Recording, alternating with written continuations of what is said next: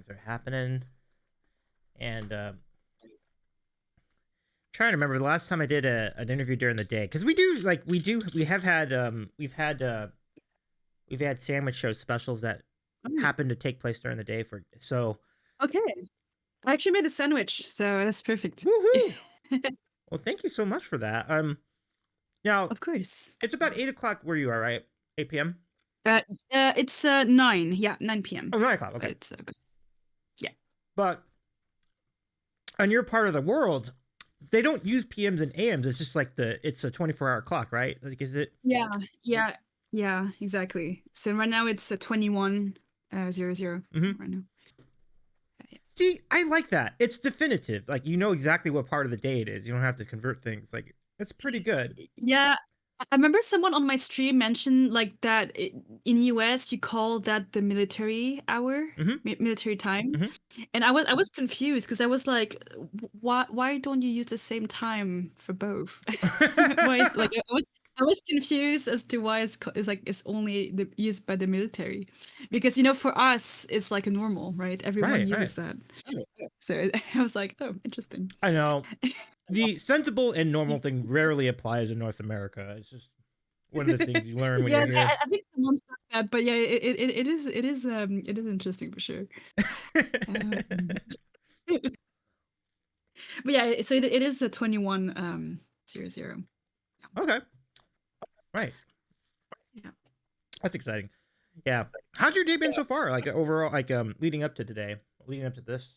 It's been pretty chill. I've been pretty tired this couple days, so I've been trying to like get more sleep, and not do as much, because like you tend to feel want try to be productive and fill your days, but now I'm just like, I just want to do nothing till Christmas. Well, weekends. Oh gosh, I feel that so much. It's just gonna be crazy the next week and a half, right? Like or 2 weeks actually. Yeah. Yeah, and so I've been kind of wanting to just do nothing. I've never vibed with an opinion more than that. That this sounds great right now. Amazing. Yeah. I don't know if you're taking a time off from Twitch or something for the holidays. Or... I am. I mean, I don't necessarily want to, but it's just, since I'm not actually going to be home during most of that, there's not much I can really do. So yeah, but that's true. Yeah. Hey, James Cassie in the chat. What's going on, James? Welcome. Great to see you. This is a big reason why I'm excited about doing a spot with Lutti, because it opens the door for folks on the other side of the world to check in, and I'm really excited to do this. And that's true. Yeah. Hopefully you'll be the pioneer of the daytime sandwich show, which we could do every now and again. Amazing. Yeah. But thanks for having me. Absolutely. Well, I think we're pretty warmed up. Let's go ahead and start the show. Let me go ahead and play the music, and then we'll get going and we'll get into it. I mean, there is much to discuss, and we have a big announcement too. Lutti and I both actually have the same announcement to make. So let's do the thing. Oh yeah. James says, "How are you, Davey?" I'm good. Thanks for chatting. Absolutely. Give a friend James a follow. So nice to see you, my friend. All right. James from Harlem. That's good. Thank you. Welcome to the Sandwich Show. I'm Davey. Well, it's nice to have you all here. I appreciate you being here today for the special daytime show.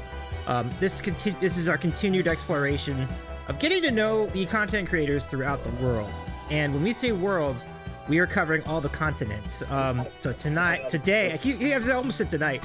Today, what's tonight for you? Today. It is nice. Yeah. So on this day, we are so excited to bring on one of our great friends in the community, a musician, an artist, a gamer, as the name would suggest, and an all-around really cool part of Twitch. Let's say hello to LuttiGamesMusic. Lutti, so good to have you. Thank you for joining us tonight and today. Both. Thank you for having me. Absolutely. And then since we're on much earlier than normal out here in Los Angeles, California, we imagine that people will slowly start to find us, and I think we'll have a really good crowd today. In fact, I guess I was saying, this is going to open the door for people who normally couldn't watch the show live to watch the show live. Very exciting stuff. That's because it is around 3 p.m. where you are, right? It's 3 p.m. in New York. It's 12 o'clock where I am in LA. I usually use Eastern time just because most people are in Eastern time in the US, so it just makes it less confusing for people overall. So it would be 2:05 p.m. in Chicago, and it would be 1:05 p.m. in Denver. So okay. And then now you would be about more or less close to where Macker plays, or more, or that would I be off by a time zone or two? We're in the same time zone, I believe. Okay. Pretty good. Yeah. And so let's just get on with the big announcement. So Lutti and I, we've already talked about this on previous Sandwich Show streams, but since my segment will be part of I will actually have a song on the stream tomorrow, but here it is.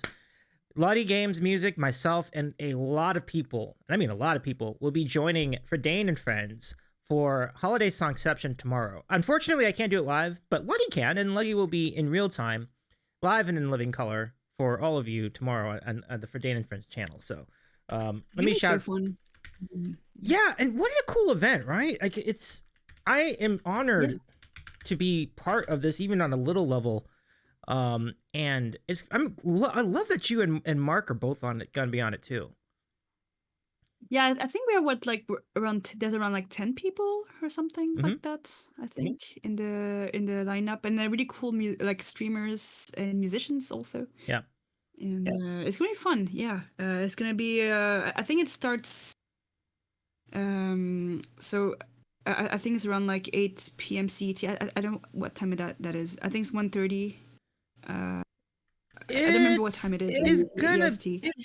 But I think it's gonna be an hour earlier. Like if we started at this time, it'll be like an hour earlier than that. So yeah, I think exactly. But it's gonna be so fun. Yeah.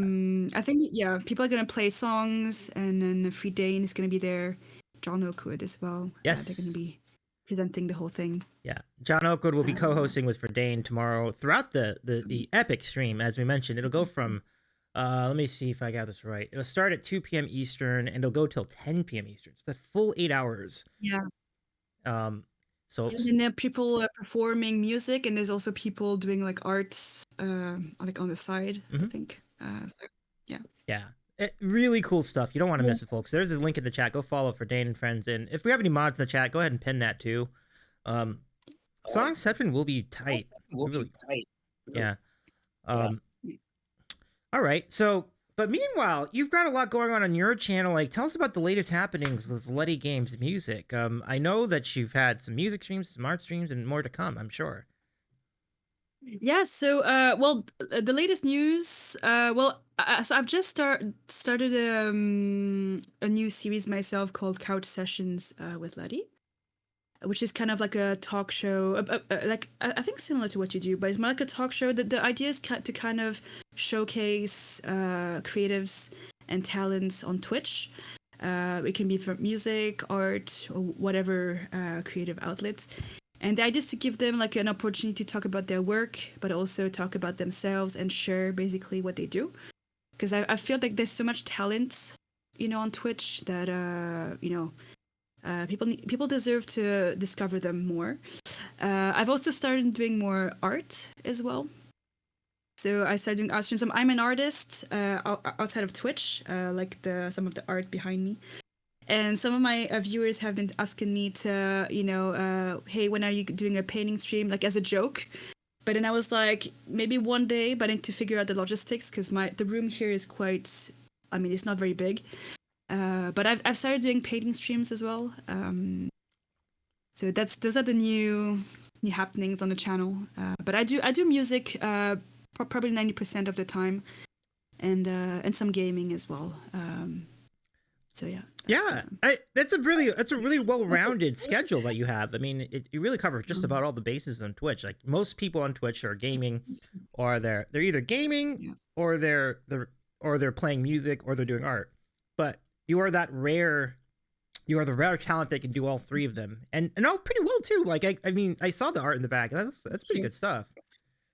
Thank you. I like to kind of explore like new things, and I like to. I feel like sometimes I don't know if it's the same for you, but if I do like too much of one thing, I tend to like get bored, or I feel like I need to do something else, or I need to change something up, so it doesn't feel the same all the time. And but yeah, so that's why I'm trying to I try to like test new things on the channel. But like I've always been like pretty like creative in all like in general. So it's yeah, I don't know. So I just thought that Twitch is a good place to kind of do these things. And it's also a way for me to also like stay like on top of like keep my practice regular of some of the things. Because if I don't stream some stuff, I could go like for 3 months without like touching like paint, for example, or like I could be very inconsistent with. Sure. Yeah. And James Cassie says triple threat. I love that. Yeah, absolutely. King, let's welcome our mod King to the chat. Welcome in, King. Nice to see you. And we have a shout out for our friend King, of course. King streams as well. Yeah, but thank you for joining. Thank you for your 50 stream streak. Holy cow, that's impressive. Thank you, King Dambreaker. Appreciate you. We were talking about streaks yesterday, King and I, which is kind of interesting to note. Like you have folks that have been on like really big streaming streaks and so on. That's crazy. Yeah, that means you haven't missed a stream in 50 streams. That's crazy. Yeah, I mean, even if you're just checking for like 5 minutes, like that's a great streak. Like I can't do that. That's hard. I mean, I don't know if you saw your Twitch recap, but like apparently I've been on Twitch for 359 days in a row, which I don't know how that's possible. I don't know how that's possible because like but somehow it did. So I wouldn't be surprised actually with the 50. Well, congratulate. I mean, should I say congratulations? I guess so. I don't know. I mean, I saw that they were worse than me. I didn't even know myself that I spent that much time. I mean, I knew I spent that much time on Twitter this year, but not as much. Not as much as that. I think it's a lot. It was pretty scary, I think. Oh, so funny. Pete, good to see you. Welcome, Cover Time, Pete. And this is one of the. I'm so excited Pete can make it to the stream. Like, well, it's so good to see you. Yes, and Pete is my mod also. Oh, nice. So, hi, Pete. He's perfect. Yeah, Pete's amazing. That's a great. That's a great mod. I mean, Pete's a great mod. So what a blessing for you. Yeah. And also he dances on stream. He's a streamer also. He dances and he sings. I'm glad you brought that up because like Pete's been blowing up with the Just Dance streams. Like the Just Dance streams have been fantastic. That. Yeah. I'm sorry. Yeah, I wish I could see them. They're on a little too early for me in the day because I'm on West Coast time, but they seem awesome. Like they just seem like really fun. Like I've seen the clips. Like and like he like I think it's so brave to like dance on stream on camera because like I know a couple of streamers who do that, but like I feel it's like it's really brave to do that, to put your body for everyone to see. It's I don't know. I think it's cool. I think it's great. I'm with you on that. Like it's no small thing. It's hard. I mean, because like it takes for sure. Like it's like to be able to be willing to have other people watch you dance, because we don't all dance great. So like I don't do it all the time either. But I'm not really a great dancer either. Yeah. So. Yeah. Oh, hello. And also, like most of the time, you don't see like your legs on most of the streamers. You don't see their legs on Twitch. So. So you have to check. Do you have legs? Do you have legs? You have feet? Like I do. Yes. But in most cases, they do. Yeah. We're gonna say hello to the Cubs fan 22. Hello there, Cubs fan. So who says hello, everyone? And saying hello to Carlos 2072 80M. Thank you for the follow. Wow. Carlos, hello. Nice to have you here. I mean, it is kind of neat to hear you going through, getting to know all the people in your community, and then there are a lot of really fun faces. I mean, James, Pete, and the Cubs fan, and others like Mark. We talked about Mark. Like, what do you remember the backstories of meeting all these people as time went on? Because you meet a lot of people as you start streaming and broadcast, and even just being in chat on Twitch.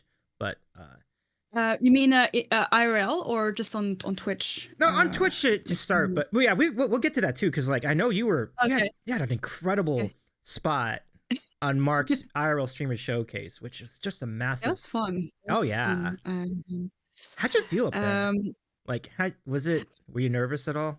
Like, well, so it was my first performance ever on stage alone, and also like, you know, it was the first time like playing, because I've done karaoke before, like on stage, you know, like in the bar and stuff, but it was the first time for me like playing acoustic guitar and singing and standing up in front of people, and also playing one of my first originals. And it was actually it was not as scary as I thought it was, like, but I think it's because I have gained a lot of like confidence throughout the months on Twitch, and it's thanks to Twitch actually. But it was fun actually.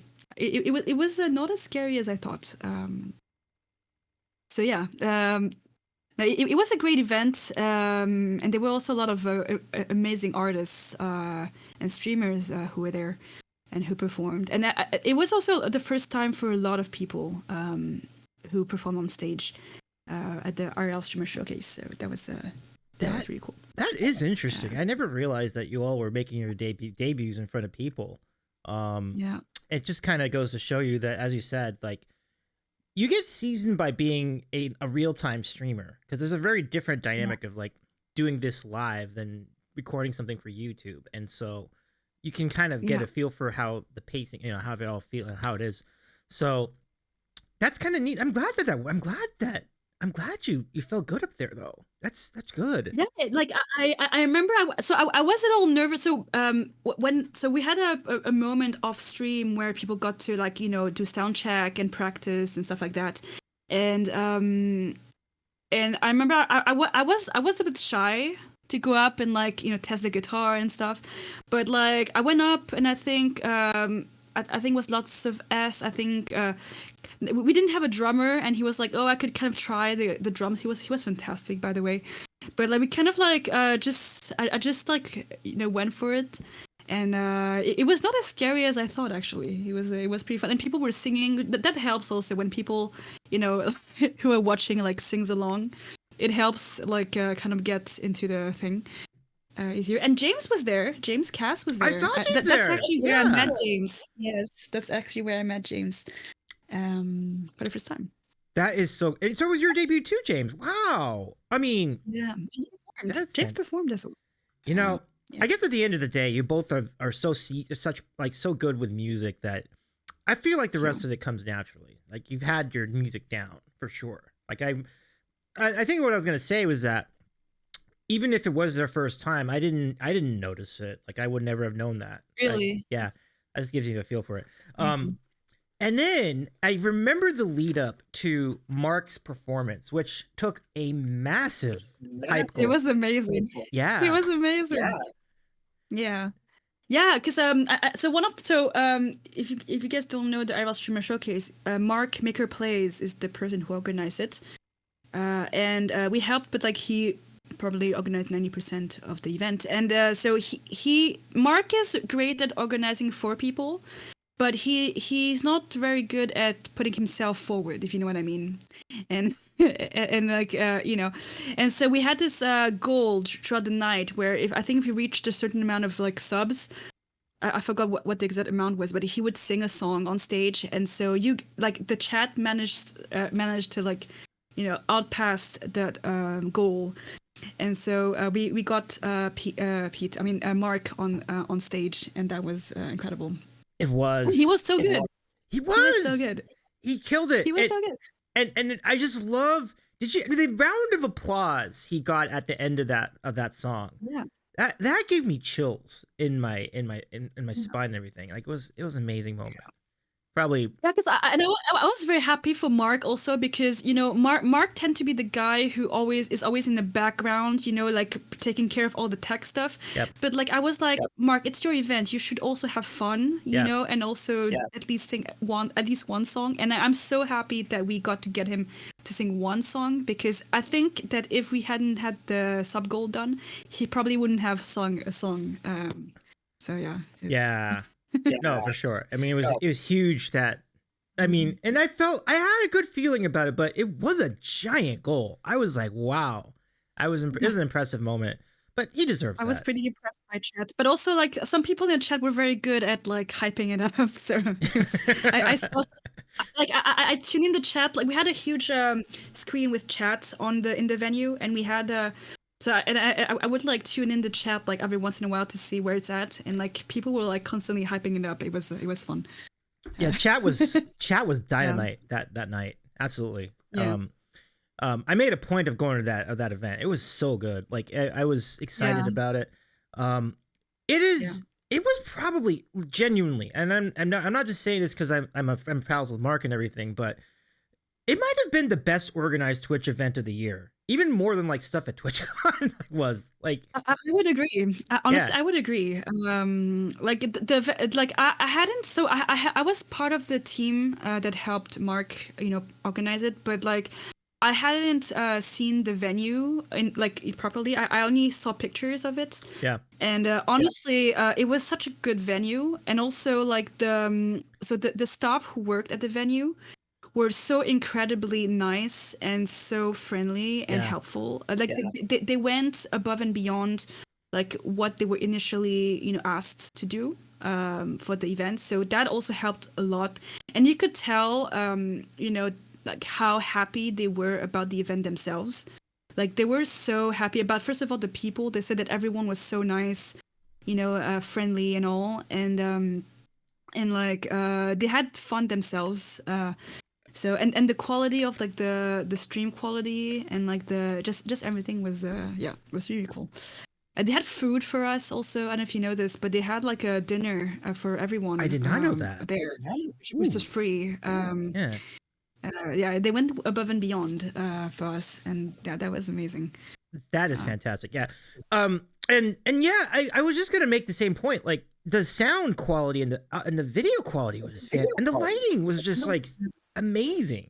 It was just like, I mean, so there was like there were like two camera people, like in a proper production, like and they were like signaling to each other like which angles to shoot. So they were controlling, each one was controlling like a camera, and they were like giving signs to each other on what what angle to use, like what to shoot and stuff. And then we had a sound guy also. That this sound guy was amazing. Like he was the one who made the sound like amazing on the stream, but also in person. The whole tech crew was incredible. Yeah, what a great venue. I mean, definitely, hopefully Mark will be able to book it again next time out. So, let me catch up on chat. First off, James says, yeah, it was my debut too. Wasn't even planning on playing. That's wild. You weren't even planning on playing that show. Wow. I'm glad you did though. I love your originals. Glad you did also, James. Yeah. Yeah. And James says Mark was so good. Yeah, I know for sure. The emotion in that room at the end was electric, says James. Yeah. I felt it. True. I felt that. Amazing venue. Yeah. You decided to play 10 minutes before you're on stage, James. Oh my goodness. But sometimes the magic of the moment will kind of like persuade you to do things like that. I feel like this happens, in events and on Twitch too. Like you kind of see like someone was not going to be on camera, but then they decided to be on camera because you're like, I'm vibing with it. Like let's make it happen. Yeah, but also the thing that made it fun, it was kind of because like a lot of people knew each other already. From the people who were there, and so it was kind of like playing with friends, like playing among friends, and also like for me when I went up, it was kind of like I kind of pictured in my head playing in front of like viewers on Twitch. So that also made it fun because people like were encouraged to do it. Yeah. Oh, Tobias, welcome in. Good to see you. Hello, Tobias. Tobias is what venue was? That's a good question. I don't remember the name of it. Lottie, do you remember the name of the venue? I don't remember the name, but it's a venue in Haarlem. It was in Haarlem, Netherlands, and it's a venue that's like it's like they rent the space for not charity, but it's more like they rent spaces, the space for events, and it's for like small groups, charities and stuff like that. It starts with MP, but I can't I can't pronounce the name. Yeah. We can, if we do see Mark later in chat today, we can ask Mark like where it was, and I'm sure Mark would know. And Chaterier or something like that. Something along those lines. Yeah, they really. Pletcherget. Oh, there it is, James. Thank you. Thank you, James. Pletcherget. So, and it's in Haarlem with 2 A's, which is in the Netherlands. Yes. Exactly. I guess it's a suburb or just a nearby town to Amsterdam. It's kind of like around there. Yeah, exactly. It's like a half an hour train ride, like from Amsterdam. So it's not very far. Yeah, not from bad. Amsterdam. And it's quite nice because it's like it's not a big town, so it's nice also if you want to just hang out with people. But also, a lot of people also went to Amsterdam. Like I went to Amsterdam like sometimes. It's quite short to go there. I gotcha. Yeah. The event was called the IRL Showcase, hosted by Maker Plays, but also like a lot of other people. Like there were so many people that were part of X's there. That's cool. You got to meet X. Like that X is a big part of the Dino community. So like that's huge. That's huge. Yeah, I met a lot of people there. I mean, Mia Raymer was there. Yeah, that's right. Amadeus was there as well. A lot of cool people were there. Yeah, what a great collection. So let's see. So yes, welcome in Tobias Coos, and also Carlos says maybe 10 minutes before you go answering Q&A. But Carlos also said that's why lives are cool. You know fast if people are happy or what the performers have going. Yeah. Absolutely. Exactly. And by the way, the Cubs fan 22 is Sports Fanatic. I remember for Sports Fanatics. It's good to see you again. He changed his name. I remember now. Cool. I remember.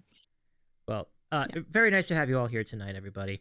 We'll give you the opportunity to ask more questions of Lutti in just a few minutes when we do random questions later in our program. But first, before we continue, we must assess this late dinner for our friend Lutti, which means it's time for our staple of the program, and we call it the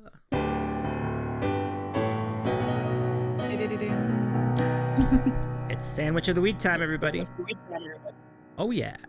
And now let's bring it over to LuttiGamesMusic with your sandwich tonight. I do have sandwich actually. Woohoo! So here's my sandwich.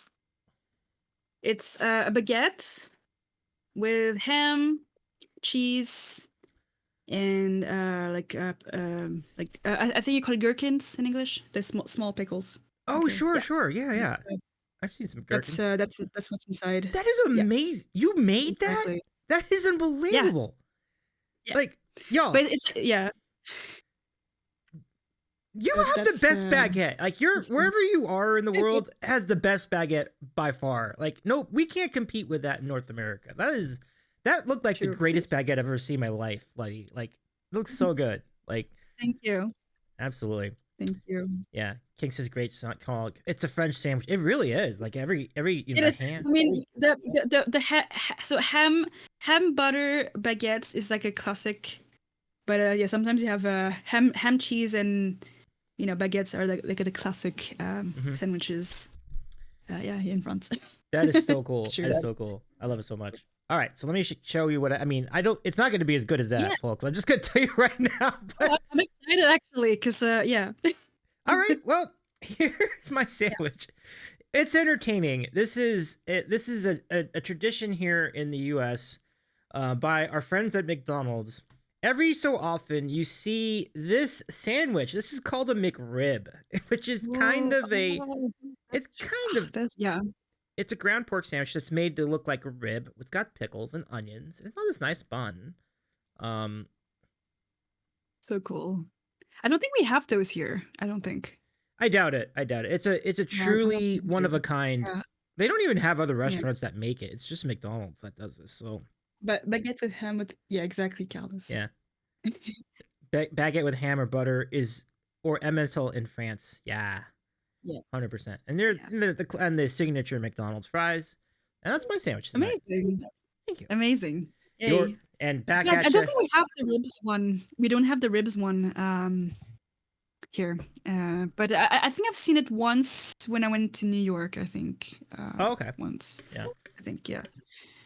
Yeah, we don't have it very often at all. Like sometimes you're gonna go like 1, 2, even 3 years without it. I remember there was a period of like Okay. close to 5 years when they didn't have it. But Wow. whenever the time is right, whenever they feel like it's, and it's I don't Okay. know what they use these complicated calculations to figure it out, but when they feel like the time is right, they throw it out and they let everyone know. Yeah, it's like the same like sauce as like the ribs Yes, barbecue yes, sauce. same Okay. barbecue sauce. Yeah.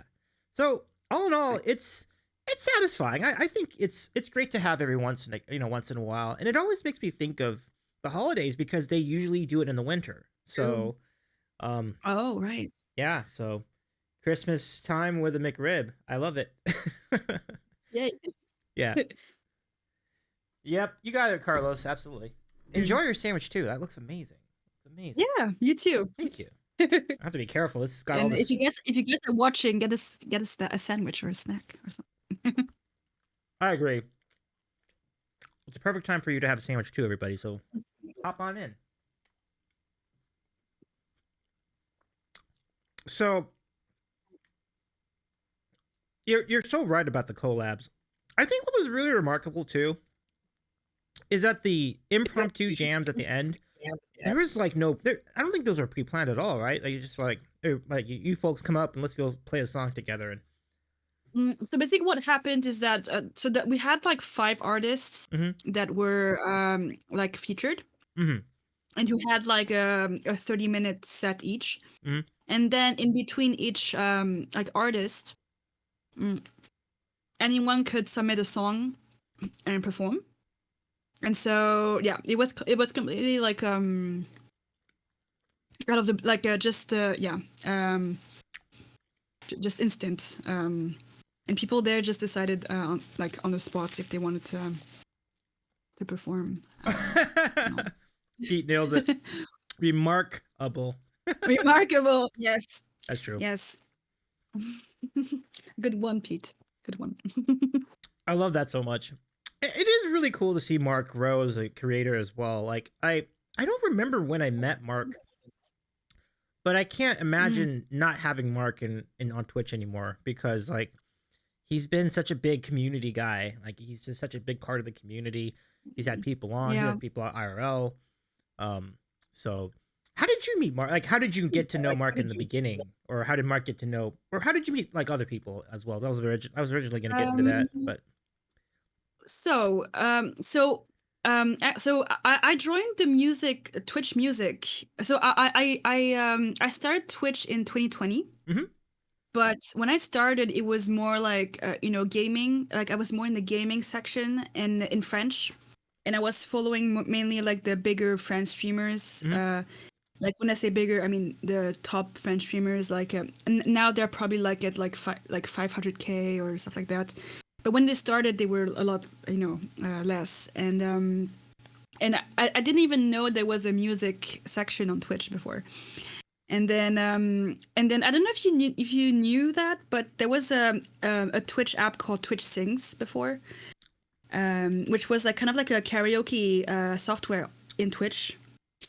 And that's actually what got me into kind of like karaoke, like doing karaoke on Twitch, but was kind of like on and off, more like a casual, like fun thing. But still, like I didn't know, like I wasn't really like putting myself out there at the time. It was more just like I was streaming for me and like my friends, and like I wasn't I didn't had the confidence to like raid out. I didn't have that many viewers. I was like, this is weird. And then I joined actually the music. I discovered the music community on Twitch in around like April 2023. March, April 2023, around there. And so I don't know if you know Sarah Copona. I do know Sarah. What a brilliant pianist, Sarah Copona. She's fantastic. Amazing. She's fantastic. But she's French, and I actually discovered her because she was performing at a live event from one of the big French streamers, and he did an event, and a portion of that event was a live concert, and she was actually playing the piano for like the band. And so one day I was like, oh, I'm just gonna check her, streams out. And so I was checking out her streams, and then she was, and then that day she raided Rob Does Music, and that's actually how I how I discovered and where I discovered a lot of people. Actually, it was in Rob's chat, because I spent a lot of time on his chats, and then I discovered Gary Lucas Music. And basically, I kind of discovered people through raids, if that makes sense. And then the first time, so I remember like I was chatting with Mark, but the first time he came on my stream, I can't remember when exactly it was, but I think I was playing Pokemon. I was playing like Pokemon, I think. And then he came on my stream for the first time, and I remember him talking about owning alpacas, a farm of alpacas, and I remember it like I remember being like pretty shocked about that news. I was like, what? Because I thought alpacas was only in Peru, right? They only had alpacas in Peru before. Fascinating. So that's how I met Mark. And like, a funny thing with Mark is that I also used to follow Miali Music, and Mark is one of her mods. And let's just say that we have crossed paths a lot of times with Mark and Chris Swan, actually, but Mark on people's streams, which was very funny. I used to play a game called Where's Waldo, but where's Mark? Where's Mark? I would like go on the channel. I'm like, oh, look at that! I found Mark. There you go, on a random channel. Like I would go on a random channel, like, because when I started watching Twitch music, I love to like check out new streamers that I didn't know, or like I like to like go to new places, and in my head it's like it was a new person, right? But like no, Mark was there. I was like, okay. I love this game. I want to play it too. It's a great game. And Chris Swan joined the game as well. So Chris, Mark, and I would always like find each other on Twitch at the time. It was funny. Oh, good. Imagine nowadays it's probably pretty easy to find Mark, because we just put it on and like it's everywhere. But yeah, it was pretty funny. And also Mark also has a pretty atypical, I would say, like sleeping schedule like mine.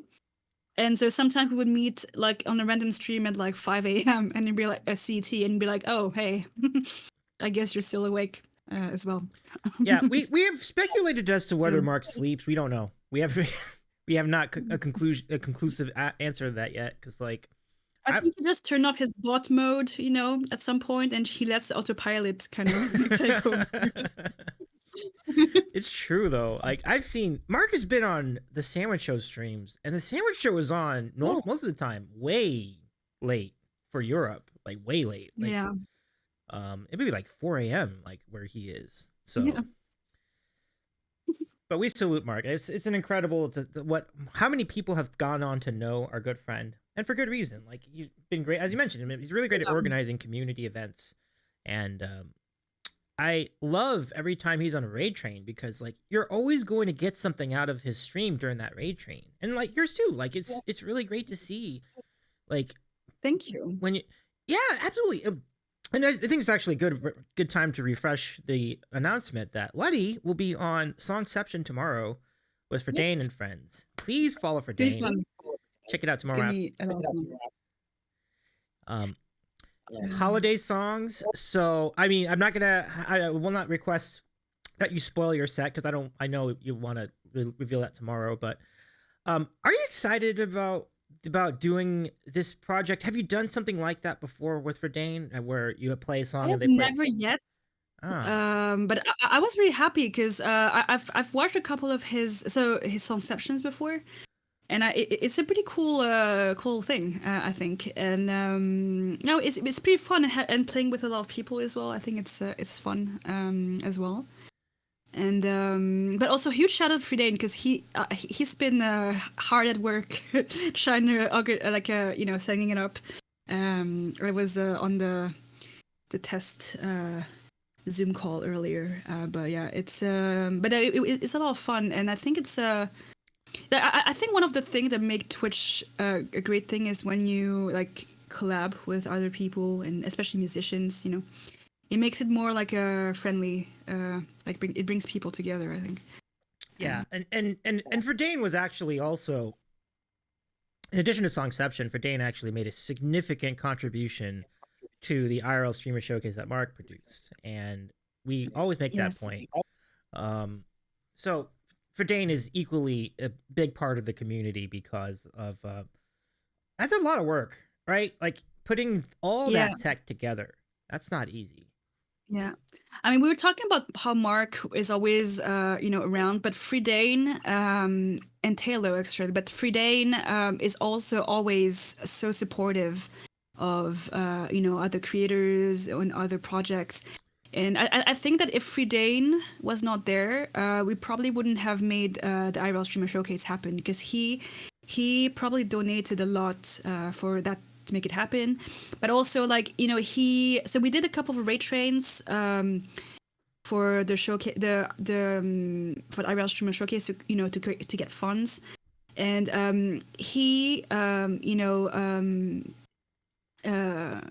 he participated in like the raid trains like several times, even if it was not a time that suited him, and he always made sure to like be to help out. So yeah, yeah, go for Fidane. He deserves a lot of love. Oh, For sure. absolutely. And King, could you give that a shout to our friend Verdane in the chat for tomorrow's big event? I mean, so many cool people will be a part of it, including. I mean, I sent a video tune which I hope everybody enjoys. Which the idea was for people to play along to that as well. So, it should be an awesome Cool. time. Yeah. Yeah. Thank you, King. Yeah, it's gonna be fun. It's gonna be fun. So Yeah. we hope you'll see all there. Yes. Let's see Likewise. all. Definitely check that out, folks. It'll be on all day too. So it'll be on from Yes. 2 Eastern all the way to 10 o'clock Eastern. So plenty of time for you to catch at least part of it. So let's see. Carlos with a okay. So this is I love this question from Carlos. Let's see what you have. Let's see. I was just thinking one thing. Lutti sings "Lunch with Mark" as a song. Do we get an True. "Eat Sandwich with Davy" song? Ah. We should totally do that. That song happened because it was a joke. So I don't know if you know how the IRL Streamer Showcase came to be, like the idea came to happen. But basically, so I don't know if you know Briar Bryan. Briar I Bryan. do. But so he the initial like reason of why of the how it started is that Bry asked Mark, to like he was like we should meet up, at some point. We should get lunch or something together, right? And but because they don't live in the same country, they had to make something out. And then Mark was like, well, why don't we get a bunch of other friends and streamers together? And then and then that's how the idea of the IRL Streamer Showcase came to be. And so one day, with my chat, we kind of co-wrote a song, kind of like a meme song called "Lunch with Mark." Yeah, it's about it's basically a song about a story of how the IRL Streamer Showcase happened, basically. What happens when you ask Mark for lunch? He will organize a whole show for you.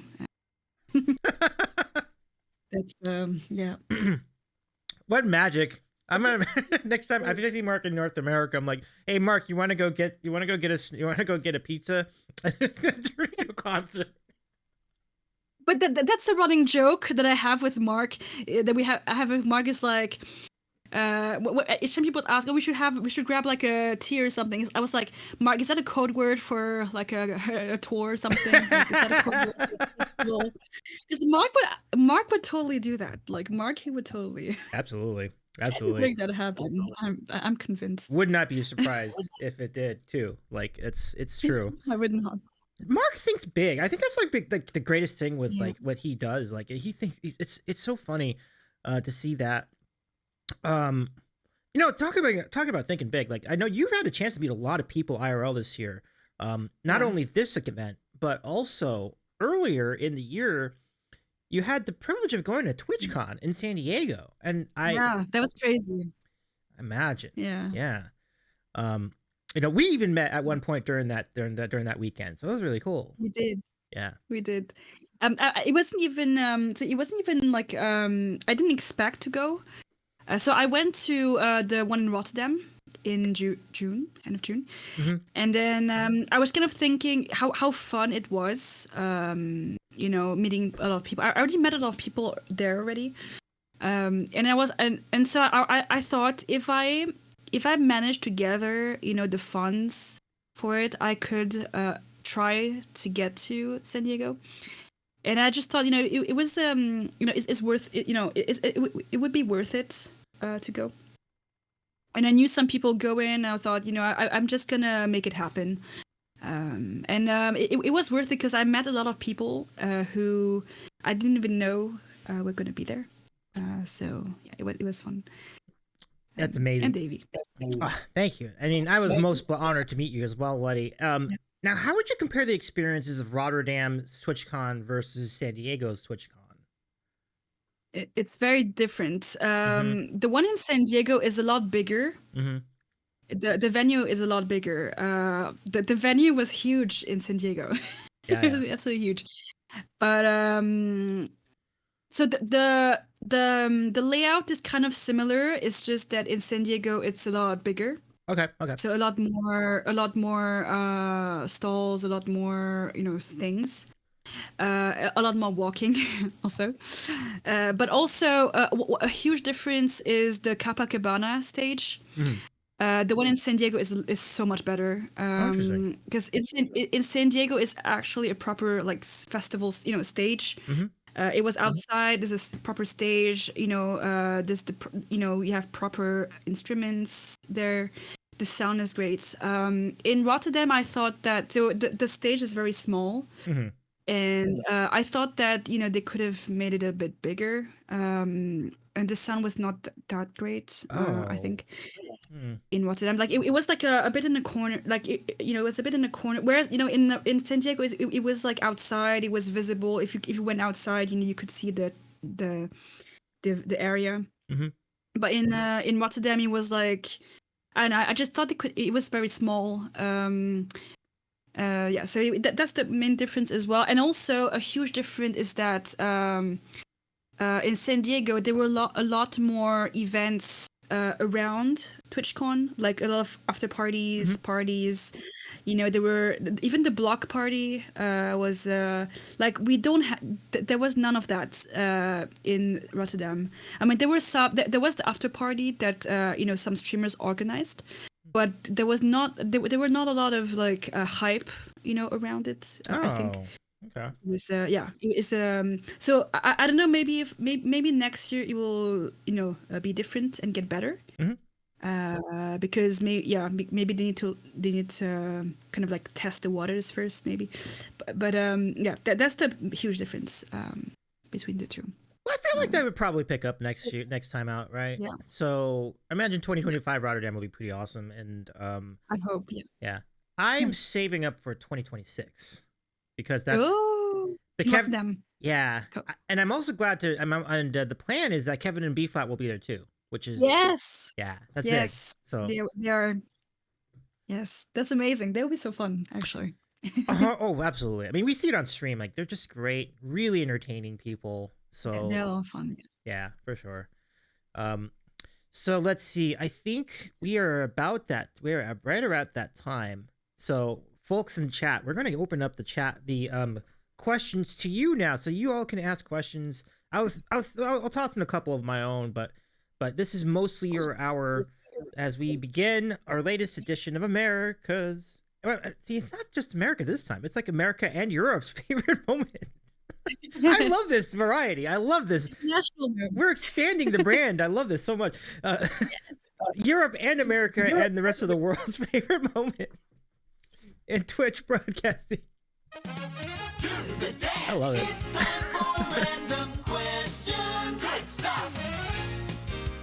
Ask us anything. All right, it's that time again, folks. So let's give you the chance to ask questions of LuttiGamesMusic. To do it, use exclamation point question, write your question, and enter that all into the chat. King says, like I said, the possibilities are endless. Yes. It feels good. I love it a lot. I do. So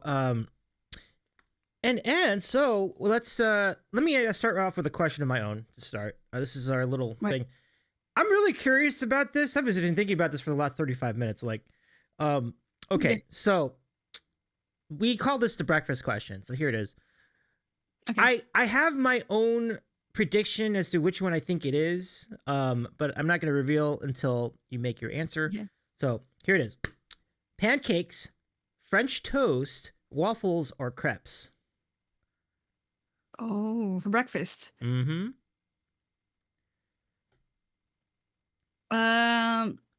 Actually, I would have to go with pancakes. Wow! I was not expecting that. That's okay. That's respect. Yeah. But I don't have pancakes all the time though. But pancakes is That is fantastic. All right. I mean, I got you. So you thought it would be crepes, right? I thought it was gonna be French toast, but okay. Yeah. Or crepes, like it would have been like one of the two, but I definitely, of the four, pancakes was the one I would have predicted the least. No, yeah, I actually enjoy pancakes. Yeah. Oh, nice. I don't eat French toast too often. Okay. And crepe, I think it depends on the season, I guess. But if I think if I eat crepes, it's probably more like for like a tea time for me, or like I think. Fidel is in the chat. What's up, Fidel? We're talking about you. Yes, we're talking about you. We're so excited to take a look to catch your to be part of your songception tomorrow all day tomorrow. Really exciting stuff. So thank you so much for stopping by. Carlos, when I was younger, I used to love. So I think it's an American brand. In America, you have like these packaged waffles, right, for breakfast that you put in the toaster. Mm-hmm. I used to love that when I was a kid. Love those. Yeah. The waffles. Oh, I love it a lot. Let me just show before we continue. I do want to once again mention this awesome event coming up. Yes. And here it is. Give me just a second to pull this up. But we are going to be part of Songception tomorrow. Look at all the how amazing is this promo? The poster is amazing. Oh, first of all, absolutely. What an epic promo that Verdane did here, and you can even see John Oakwood's in the promo too. Look at that, and you see John and Verdane twinning with the hat. Yeah, and the cat as well. And if you noticed, I did notice. I mean, I noticed. I didn't notice the cats, but I did notice the hats for sure. Yeah. John says has a Let It Be shirt on. Is there a backstory to that? Like the Beatles Let It Be shirt? That's funny. I do remember. Yeah, the I'm John Oakwood thing is a thing over there. But look at all these cool people. So Chris Swan, who was also part of the IRL showcase, we saw Chris on stage. Wait, he's gonna sing. This is amazing. Yeah, absolutely. I actually saw Chris sing 2 songs on stage at the showcase. So yeah, that's sweet. Yeah, that was cool. Like it was towards the end of the night, but I mean, it was worth the wait for to see Chris on stage. That was really cool. 100%. And then, although we're kind of covering up some of the people, so let me go take my window off so I don't. I might get emails about this if I do. So let me just come off screen for a second. Eye of Environment Presents is going to be part of this as well. And Theatrical Rose will be part of this also. So Amazing. So just so that we Heaven's don't. Cafe. Yeah. And then over here, just really quick, Theatrical Bros. We'll bring you back on screen there, Lutti. A great event. I mean, Yeah. and yeah, I mean, wasn't True Paradox on stage too? I can't remember. I don't remember exactly. Maybe. I don't remember. Maybe. I don't recall. Maybe. Maybe. Yeah. But you know Lutti in the bottom center of the graphic. You know Yes. Talo, you know Kevin and B flat, and of course you know me. I will be performing also, I think. Yep, I got a song too, which I sent in via video, which I'm very excited about. I hope everybody else enjoys it too. Carlos says, when is this event? It's tomorrow, starting at 2:00 Eastern and going all the way till 10:00 Eastern. So can go ahead and shout out Dane's channel again, and then just follow Dane, and that'll take you where you need to go for tomorrow for Songception for the holidays. What a cool event this is! Like, so many amazing people are part of it. So you definitely don't want to miss that. Dane says it was just the shirt John was wearing in the photo when I provided our cartoons. Oh. That's serendipitous then. Wow. Well, that's cool. Like, it's a good, nice pick, John. That's good taste. I like it. But yeah, we just had John Oakwood on a program recently, about a week or so ago. Oh, nice. Yeah, that was fun. That is fun. Yes. Yeah, you're very welcome, Dane. I mean, thank you so much for inviting both of us to your event. Like, it's such a cool event. Like, as you were saying, Lutti, like the songception concept is really high. It's really high. It's high concept. It's the layers that are involved. It takes a lot of coordination. Yeah, Frieden has this plugin on OBS that I have not mastered yet, but that help make the scenes round. So he has like a scene for everyone, which is round and all. There's a lot of tech stuff happening behind the scenes for this, and it's a lot of fun. Yeah. Good job, Frieden. Absolutely. I'm sorry I couldn't make it live. I mean, I really wanted to. It's just we just had I have an IRL conflict tomorrow, so. But I am hoping to check in at some point during the day so that we can see how everything's going. But so many cool people will be live. Pork Roll Bob too. Like it's a really good lineup. Just Streamin', who incidentally we're gonna have on Tuesday. So just Streamin' will be here on the Sandwich Show. Yes. And we'll have a great recap of the Songception. So yes, it'll be fun. Yeah, so maybe it's gonna be like, oh, it was terrible, like the song. It's gonna be great. That'd be so. Oh, that I would probably fall off my chair. Songception, like I'm kidding. It's gonna be amazing. It's gonna be amazing, Frieden. No, it is gonna be amazing. I completely agree with you, Lutti. We're just teasing. Rondi's in the chat. What's up, Rondi? So good to see you. Can we give a shout to Rondi, who is a good friend of ours here in our community. What's good, Rondi? Welcome in. And Ryan has a question for you. I love it. Let's go take a look. Yes, please. Let's see. It's a great question, that by Ron. Rondi's question is, what are your musical influences, Lutti? Ooh. So if you were on my streams, you would know that my number one would be I'm a huge Taylor Swift fan. Taylor Swift is one of my biggest inspirations because her songs have helped me throughout my life, and somehow I have found myself I have faced similar situations as Taylor mentions in her songs. And so Taylor Swift is one of my biggest inspirations. I love Pink as well. Pink, she's fantastic. Green Day, also one of my all-time favorite bands and inspiration. They've also been there, I think, my entire life as well. Yeah, I would say Avril Lavigne as well. Avril. I would say they would be the top 4, I guess. Yeah.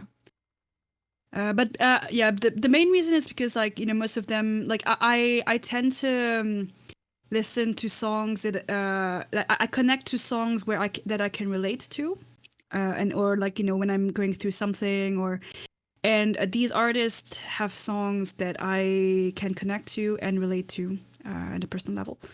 So yeah, those are my. But also, so for Taylor Swift is an amazing songwriter and lyricist, if you say it like that.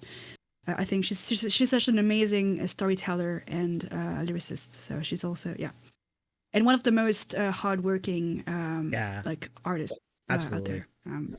Yeah, I mean, there's a reason she's as huge as she is in music, because she's always grinding, always putting things together. Yeah, so during the lockdown, I think she released like four or five albums during the lockdown, where most artists would just have one max. She had 4 albums released, and also she was one of the artists that was like cancelled in 2009. I don't know if you remember this event where Kanye West kind of like stole her. Oh, we talk about award. that. Yeah. And so but like so that day she thought, so people were booing at Kanye West, right, for being on stage and all, but like she thought that they were booing at her. Oh no! For not winning, and that pretty much damaged her as like her confidence and all. I think she was like 17 at the time, and since then she got a lot of bullying, and like she got pretty much cancelled pretty much for nothing from like Kanye West and like all these people. And she kind of and what I love about her is that she managed to kind of kind of like she overturned the situation to her advantage, and because she kept working, and today she is more successful than the people who tried to bring her down during that, and that is a huge inspiration for me. Because I know what it feels like to be what she's been through. So on a different level, of course. So it's amazing. I think. Oh, absolutely. It's really. That's really well said. I mean, it really covers a lot of the lore behind it, and it was so unfair that she got interrupted like that at the time. But everybody knows that moment now. Like everybody calls back to it. She was 17 also. Like it's so young. She was like 17. When you're 17 and you have like, so when you're this young, when you're a young artist, like I would say your number one goal in life, in your career, is to get a an award or the Grammy, right? And so to come on stage and have your award kind of like. Basically, he was saying that she doesn't deserve the award, right? He was like, right. This is no get it, right? The award she actually got. It's like, it's it was pretty uncalled for, right? So that and having everyone booing, but her, because she thought everyone was booing at her at Kanye West. She thought everyone was booing at her. So yeah, there was that kind of broke her inside. Yeah. Confidence, I would say. Wow. But sometimes they say what doesn't kill you makes you stronger. Sometimes you can come out of it even large, and that's kind of what happened, isn't it? It's not even kind of what happened. That's really what happened. And that's why I'm so proud of Taylor, because she really went through some of the like all of her relationships were pretty much terrible, like pretty much very abusive relationships. I mean.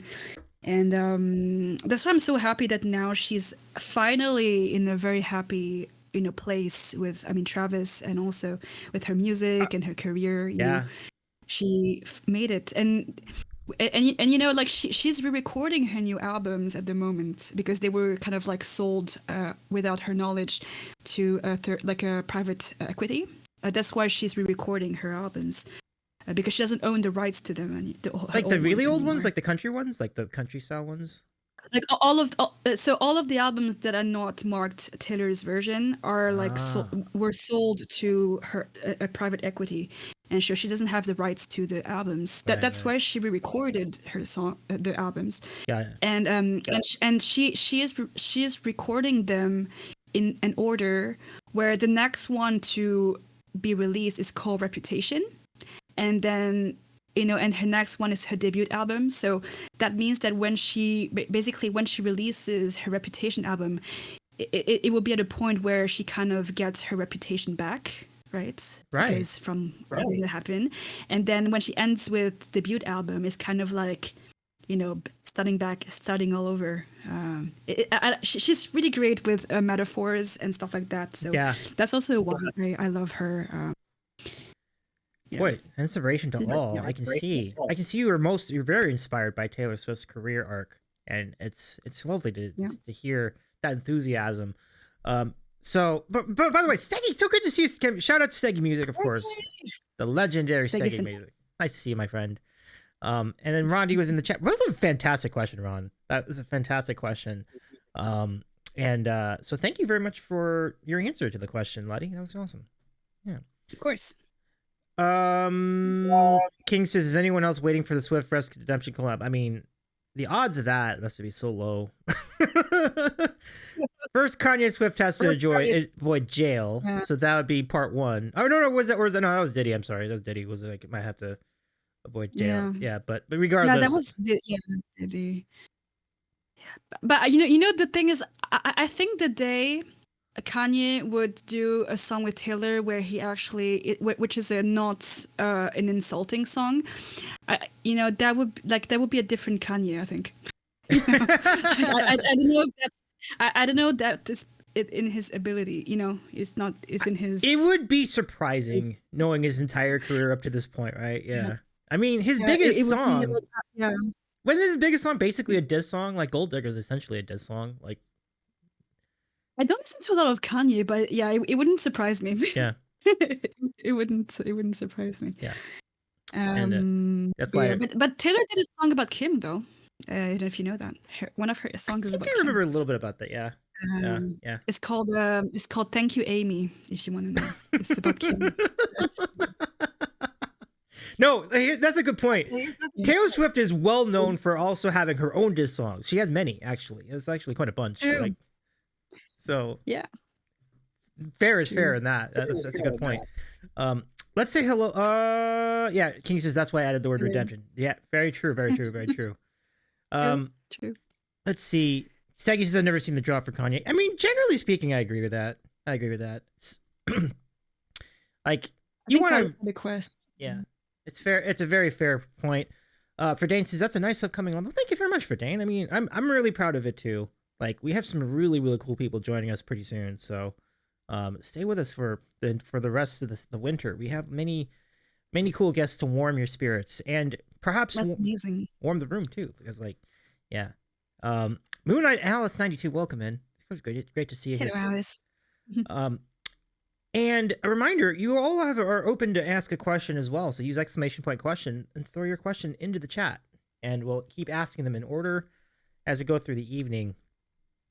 Let's see. Yeah. But pretty good.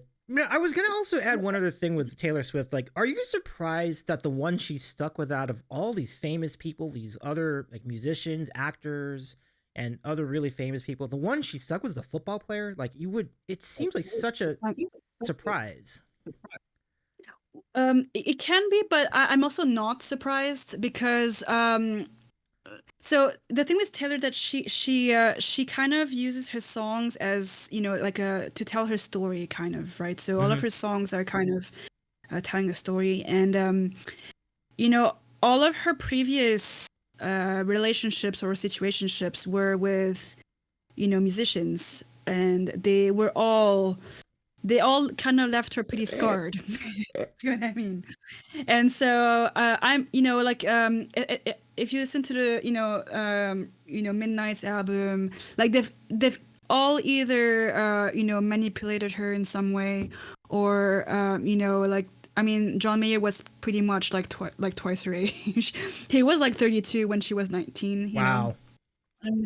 And like so and like they all kind of like used her in a way, the previous ones, and I'm just happy that she found some, like, all of the people before didn't manage to how do I put this? They were all kind of threatened in a way by her, and by her, because if you are with Taylor, you need to also be able to kind of take what that means, because Sure, I mean sure. she has a huge fandom. She pretty much has no like private, she has very little privacy, and like you have also to kind of accept that she's not someone that you can make small. She deserves a space. She's like she's a huge star. I mean, she has a huge fan base. You will always have probably one or two paparazzis hanging around, and so and I think that the people before could not handle that in a way or another, and I'm just happy that Travis is one of the only people that actually makes her happy, and also like doesn't want to outshine her or be a competition, or doesn't try to bring her down in some way. Like he lets her be her, and he just is there to like by her side. Like he's not there, like he's there by her side, and that's what's amazing to me for that. Yeah. Yeah, that is very well said. Absolutely. I think it takes for someone that popular, it takes a solid amount of humility to maintain a relationship with Taylor Swift, right? And Yeah, and also like she's been through so much. If you listen to her songs, you know how much she has suffered in like yeah, in the relationship wise, and I'm just so happy that she finally found someone where she can be herself with, and she's truly happy. And I think Travis. I don't watch a lot of American like football, but I think he's also like quite familiar with that level of fandom, oh yeah, like yeah. that level of Mhm. of fame. So I think they kind of quite they're a good match, I would say, because Yeah. like he is also a hardworking, he's an athlete, right? So he has to kind of train regularly. He's kind of always pretty probably away, or always busy, and so is she with her tour and stuff. So I think they kind of like balance each other out, I think. Yeah, um, yeah. I mean, from what I've seen, I would say so. I mean, we'll see how long it goes, but it's obviously working out really well so far. They're very compatible. Um, yeah. here's a follow up. How how does how does Taylor Swift inspire the way you write music? Are there things you do with your music that are kind of like a tribute to that, or borrowed as moves that Taylor Swift would make in writing songs? Yeah. So a couple of things that Taylor Swift does. One thing she does very well is, I think that she is a great storyteller in her songs. Like she's amazing at kind of like setting the scene in a song. Like if like All Too Well, for example, or she's really good at like setting the scene and making you kind of picture the mood of a song. But also like one of the key things is she always have very um, strong bridges. Like her bridges are like one of some of the best bridges, I think. The lyrics, the words she uses, and like in the bridge is where she kind of like tells the whole story, or kind of goes all in, right?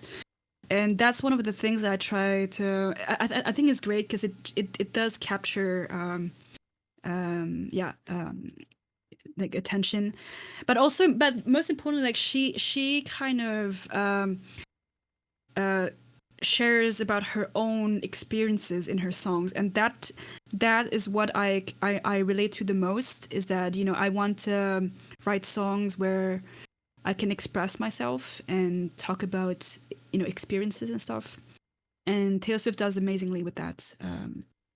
So yeah, that I think that would be the main inspiration, I Yeah, think. that's pretty. Yeah, I mean, I think that's pretty solid. I mean, it's cool that Yeah. you can use inspiration from someone you really enjoy, Yep. someone who you really find is a compass for you for what you do musically. Um, Yeah. Now, how long have you been writing music? When was the first song written, and what was it about? I guess. Not very long actually. My first song was actually right before the IRL Streamer Showcase. Wow. In October. Okay. It's called Dreaming a Better World. But when I was younger, I did try songwriting, but I did not really continue that. But I've always I was good with like poetry though, in French, like writing poems. But then I decided to try songwriting again this year because I've been following a lot of amazing songwriters on Twitch, including Gary LuttiGamesMusic, Steggy. There's a lot of cool songwriters, and it kind of like made me wanna try it again. And so I just had this idea of I just wanted to get to express something and get how I felt out. And so Keep Dreaming a Better World is kind of about feeling a bit how can I put this? Feeling a bit out of place in the world, especially full of negativity or like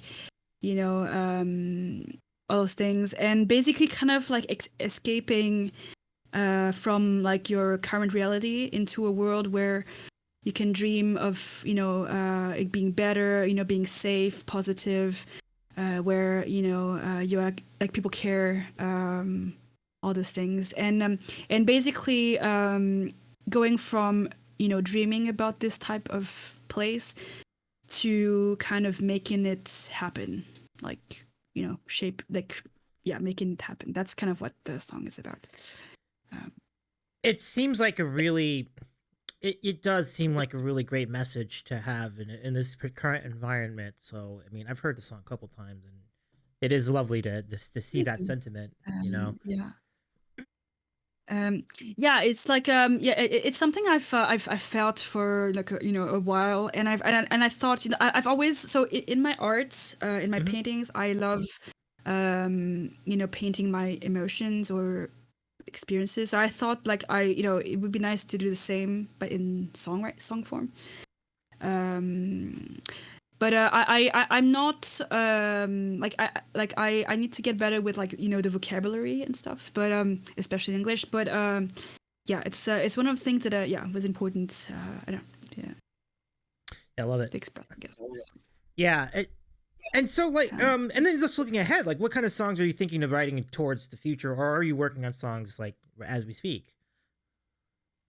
I have been drafting, like so at the moment I'm mostly so I don't know if you do this, but I would like usually that happens in the middle of the night when I'm sleeping. I would have like one specific line in my head. I'm like, oh, this is so good, and I would just like wake up and just write it down. Just write it down so I don't forget the line, like or a line or something. So I would do that. I have been drafting some stuff. So I'm working on another one, but so far it's still kind of in a way. But I would love to make a production out of the current one though.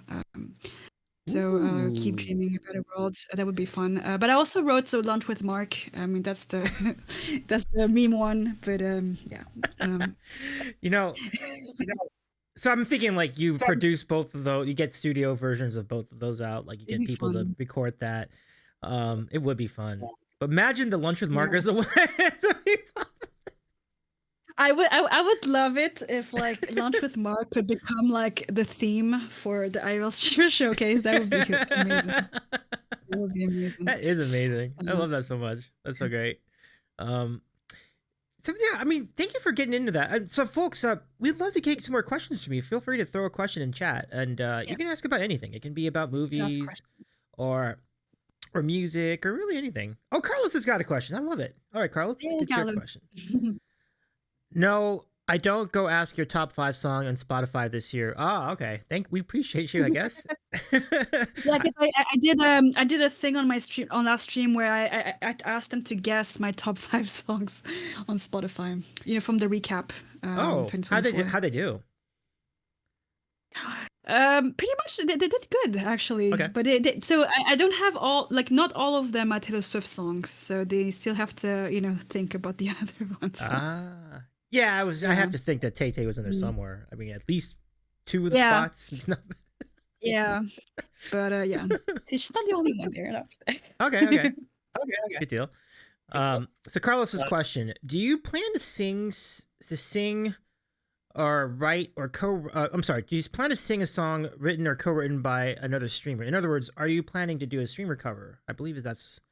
That would be good. That would be great. I don't have any planned at the moment, but yeah. I'm quite open to like any possibilities or anything.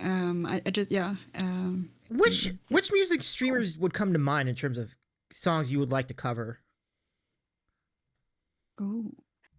Well, so I carry oh my god, I cover a lot of Gary Lucas music songs on my stream. So so I would say Gary, but I'm not like I don't like I don't have a specific like people in mind. Oh, okay. But yeah, I mean, Steggy is a great songwriter. Yeah. I would love. Yeah. Steggy's sounds amazing. Steggy, if you're still watching. Steggy's music is pretty... it's incredible. Like I completely agree. Like something I think we all would aspire to do at certain points. Yeah. And yeah, I'm not like but I don't have a specific people in mind, but I would, if I had to say, but probably Gary, Steggy, because they're I guess the songwriters I probably listen to the most, I guess. But yeah, I don't yeah. I'm quite open to possibilities. Pretty good. Carlos, thank you very much for your question. That is a very, very cool question, because like I'm always curious what other streamer covers, like what other streamer originals people want to do, and everybody's got their favorites, and it's pretty neat to kind of... Yeah, but I do cover a lot of Gary Lucas Music's songs on my stream, because so Gary is one of the streamers that I can relate to a lot of his songs as well. And Gary's a great producer and also a great songwriter, and so yeah, that's the main reason why I have a lot. But I also have a Steggy song in my song list. I mean, I pretty much I'm pretty much open to a lot of song streamers. I like it. Carlos is saying, sorry, don't thinking of cover, but a song a streamer write for you. Oh, that's interesting. Okay. That'd be cool too. I mean, yeah. That would be cool. Yeah. Like, are there imagine if Gary Lucas wrote a song for you to sing. That would be amazing. Yeah. He's pretty good. I would love that. He's a great, he's great with words. Like, he's great with lyrics. Because Gary, some of Gary's inspirations, is Alanis Morissette and Avril. We have similar tastes, and so yeah, he's great with like words. So that'd be fun. Yeah. That's a really good question, Carlos. Can we give a shout out to Gary Lucas Music as well?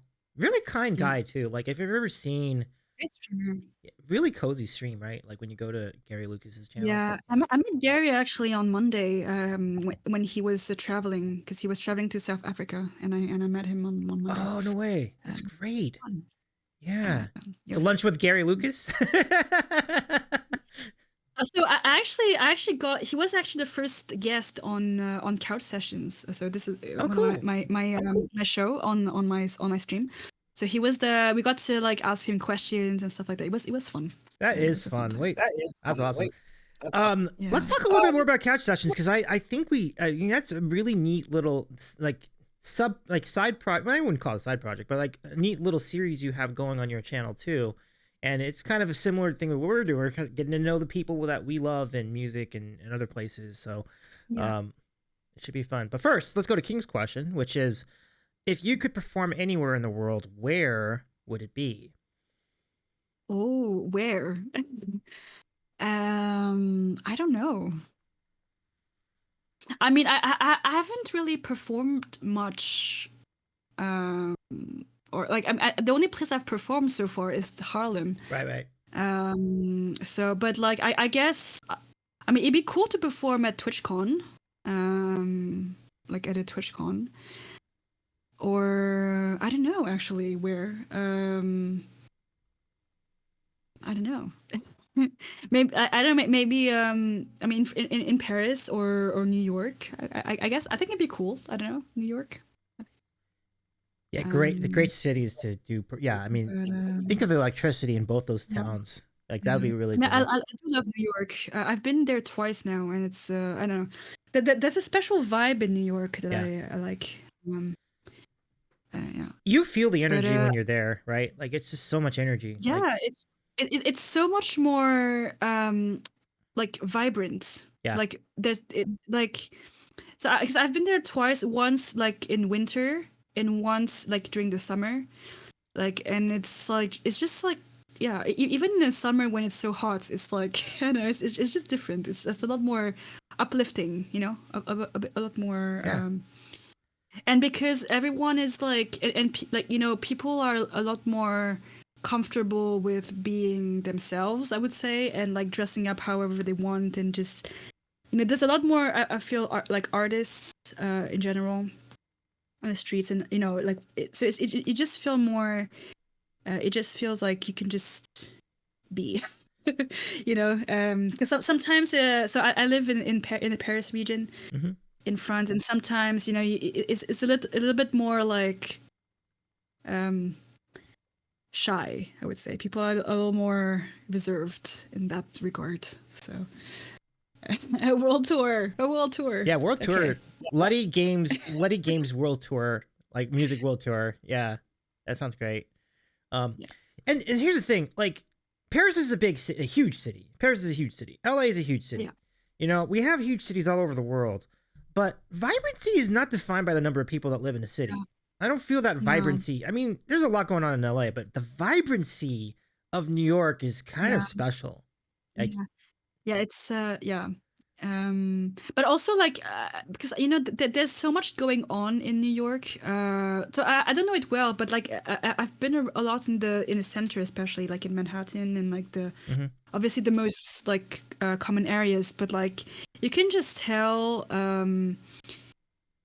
yeah, like you can, you know, like I remember I was just so like random, but like I was lining up to get pizza, right? And there was like these cabs, you know, the bicycle cabs, playing music, like you know, Taylor Swift music, like biking, they did Taylor Swift music. That's great. No, but like not but like you know just random you know songs and like people dressed up in like whatever way, and like you don't see that much here. You don't see that. You know, like if people blast music in the street, like you can play music, but if like a biker, like you know, one of those tourist like bikes blast music, you know, people would be kind of mad. Like, please, turn it off. Yeah, there's a lot to unpack with that. Yeah. But I think what you're saying, another way to put what you were saying is that I think New York is a really big hotbed for artistic expression, and you can truly express who you are, what you do, and the music you like too. Like you see music everywhere. You see it in the subway, and I mean like in the car. Like people play music in the car, which might be annoying for some people. I can understand that, but you know, but it's kind of neat. But also even like even in the way they dress, like you know, they people dress like you know like with their own style, you know, they don't like conform, like you know what I mean, like they don't like there's so many different people that dress differently. It's really cool. Oh yeah, definitely. Pizza's pretty good too. I haven't been there in a while, but you know the pizza is the best there is. It's so good, you know. Good times. There was this one place I forgot the name, but it said it was one of the best in New York, and it's probably true because it's pretty good. But the cheesecake is great though. I've had one of the best cheesecakes in New York. Well, that's the home of cheesecake. Yeah, I think they invented it. A place called Alien's Cheesecake, if you know it. Eileen. Eileen's Cheesecake. It's Yeah. really good. It's like a homemade kind of like family run kind of like place. It's near the Chinatown area. Okay. Okay. It's really good. Thanks for mentioning. Yeah, I gotta write that down. That sounds great. It's not the home of cheese. It's not the. They did not invent cheesecake in New York, but they do have the best ones there for sure. Like it's really good. So ones. Okay. Eileen. Oh, best ones. Eileen sounds great. Yeah, I gotta check it it's out. great. The cheesecake, like it kind of melts in your mouth, so it's amazing. It's so good. It's not like compact like sometimes it can be. It's like very soft. Yeah. That's fun. I love that. Yeah, that's that. I've never had cheesecake in New York. It's funny. Like I'm not thinking about it. I'm usually thinking about bagels and pizza a lot and pastrami. Yeah. But I gotta add cheesecake to that because like you're right. So it's good. worth it. Yeah. Yeah. All right. Well, thank you so much for that question, King. That's terrific, and I love your answer. That's a great answer too, Letty. So let's say hello to Justin Untangled. Welcome, Justin. It's great to have you here in our chat. Justin, how are you doing? Nice to see you. Thanks for stopping by, Justin. Here's a question from Justin Untangled. Yes. When and how did you learn singing and instrumentals? What roadblocks, if any, did you have while learning? Oh, that's a good question. So singing, singing. I've always sung since I was a kid. I've never had proper like singing lessons. But I've always sung. I love singing. Singing is like one of my ways to like express, but also like it's kind of like therapeutic for me. And so I love like singing in the shower. I mean karaoke's and stuff. I got into a school choir when I was 12-ish. For a bit, so that's where I kind of learned like a bit of like the notes. I always kind of try to join like if I'm in a school like a singing club or something. So I've always kind of sung, but I mostly would like kind of how can I say this? Like I would kind of try to learn by mimicking the artists, if you see what I mean. But lately when so like I would like listen to the artist, I'd be like, okay, she goes like that, so I'm gonna try to do like that. But like since I've started streaming, like singing on stream, either karaoke or like guitar, I've been trying to do some like vocal exercises. But I do want to get like a singing coach at some point, just to for the technique especially. But on YouTube, I just go on YouTube and search for like vocal exercises, just to kind of like warm up but also work on that much. So yeah, that's for the singing. But I've always kind of sung, but like I think it is through the stream where that I have tried to work on the pitch and like how it sounds more, because like I would go back to and be like, oh, does that sound good? I like go like that. I got that. Yeah. But I've always loved singing. I would always sing karaoke or stuff like that. So. I would always sing around the house when I was a kid, always. And for guitar, so I started learning guitar when I was around 15 years old, I think. Acoustic. So at the time I was listening to a lot of Green Day. At that time, and they're kind of like the band that kind of like inspired me to get into guitar. Playing, and I had I had a couple lessons, but I mainly learned guitar through like I just learned the chords, like this chord is what like where the fingers go for each chord. That's how I kind of started, and I would kind of like play songs, easy songs that I wanted to sing. So I would kind of just but I would play the same songs like over and over and over again, like thousands of times. Like the song "Perfect" by Pink was one of the first songs I ever like played, or like